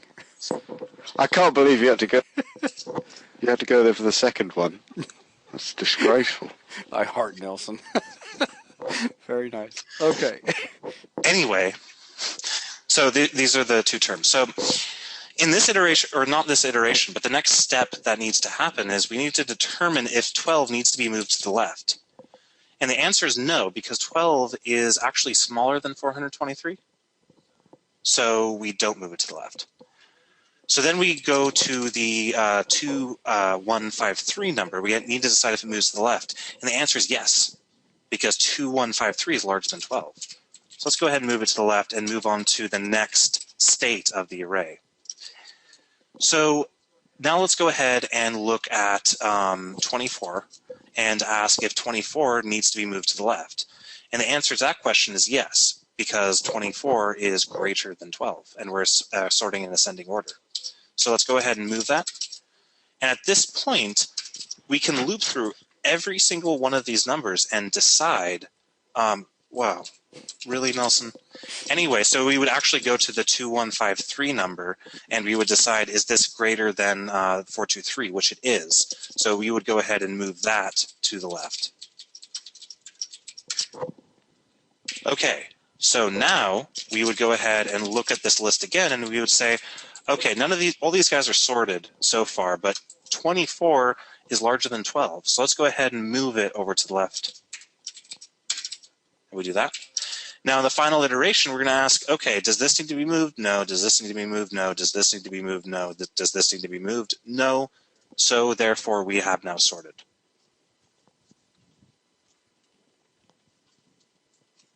So notice how he said if he was able to iterate through every single one of those numbers and nothing changed, then we must be sorted.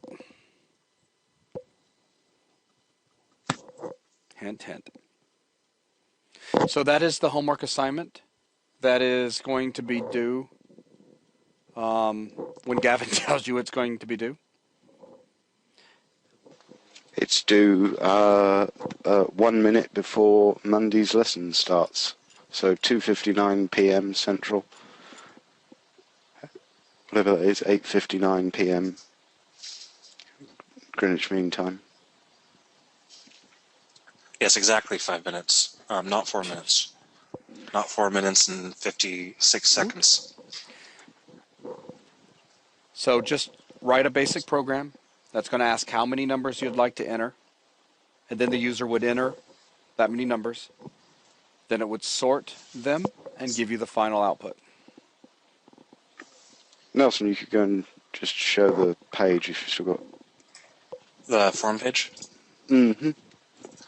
Yeah, if you head over to live classes, go ahead, and it's going to be also listed here too, same link, and just click on the homework, and that'll take you to this post.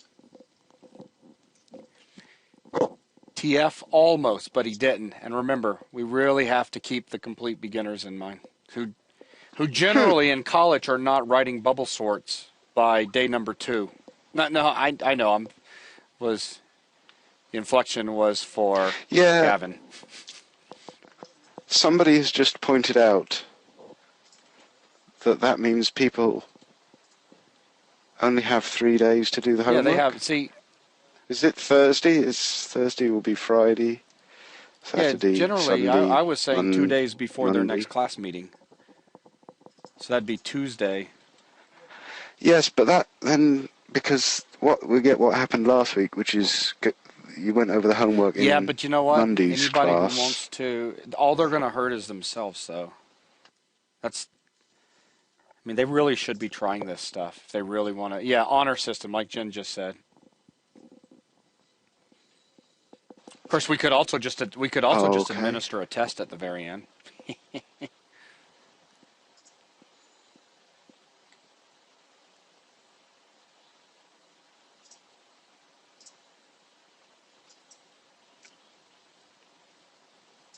Good night, sir. Yeah, Chris, I think we should do a test. That'd be awesome.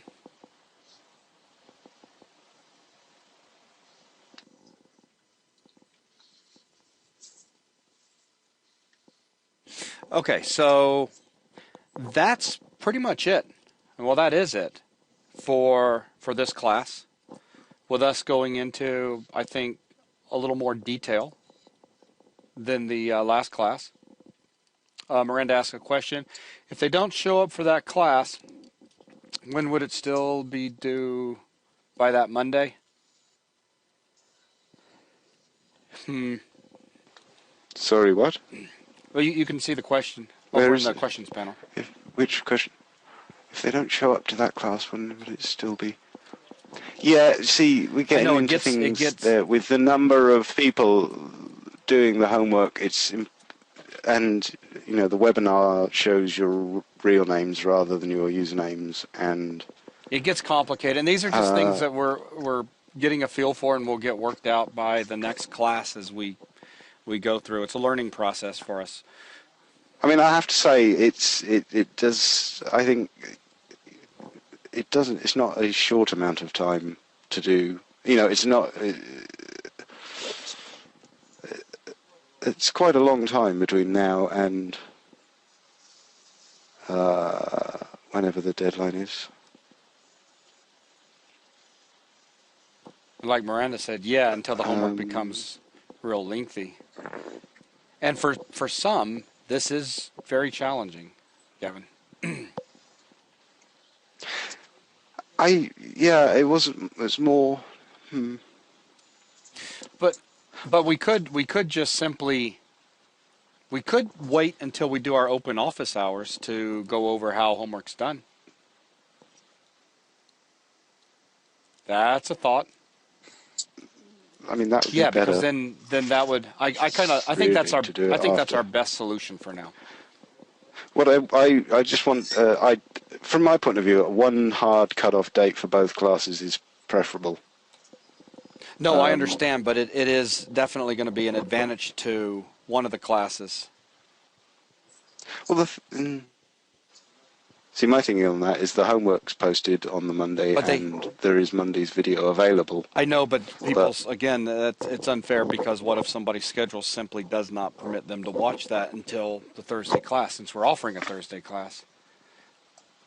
I'm trying to stay as fair as I can. I think the best idea is just to wait until we do open office hours, and as Darth Gregg just said, that would give you more content in the open office hours forums, and I completely agree, because this last one, I think there was like maybe one or two questions, and that was pretty much it. I think it probably is a better place to go over the homework anyway. Agreed. Because if people have had problems, it will come up in the homework. Like I said, this is one of those things where we just kind of fill it out. We just get a feel for it. Feel it out. There we go. I can't speak. It's late. and I will post the video for the open office hours. I have not been in a hurry to get that one encoded and upload it, only because it just was not a very valuable time. It wasn't like one of the classes where I really wanted to get that up quickly. But I'll try to have that up by tomorrow, or sometime tomorrow. I'm going to start encoding this video as soon as this class is finished. But yeah, we'll do open office hours to discuss homework, and I will let you guys know when open office hours will be for next week. Again, that time's going to be rotating around. So yeah, let's go ahead and get this class wrapped up. We've been going for, recorded time, we've been going for about 3.5 hours. It's been an absolutely amazing class. Lots of fun. Go ahead and say the deadline one more time, Gavin, for the homework. So, well, it was going to be Monday, the beginning of Monday's class, but you're saying to have it now at the beginning of Well, office if hours. everybody just gets it turned in by, because what I was saying was 2 days before the next class began to give enough time. So if we just, and Zach's even being more lenient by just saying it has to, his homework has to be turned in before By the by next the next class. So we could just do whenever office hours ends up being. So, I mean, for right now, we can just simply say it has to be turned in by Tuesday. Because office hours won't be till Okay. Wednesday or Thursday. How's that work for you? Yeah, I don't mind when it is in particular. It just I just picked the beginning of Monday's class because Zach had done the and then obviously to mean you could go over. So we're still feeling our way through this, guys. we'll have a chat. I will adjust the deadline on the where it says see this thread for submission rules in the this thread for submission rules. It does list all the due dates. But guys, so I'll update that in a few minutes. A huge thank you for all of you that were able to attend tonight. And an extra thank you for all of you that were able to attend to the bitter end. I do appreciate all of the participation. And this stuff will pay off, I promise you. So with that, we'll go ahead and conclude the class, and we will catch you around over on 3D Buzz. Also, a big thanks to all of you guys that have been more active on 3D Buzz. That's greatly appreciated. It's extremely nice to go in and see the forums coming to life. That's really good. But that'll be it, and we will see you guys later. Bye, everyone. See you.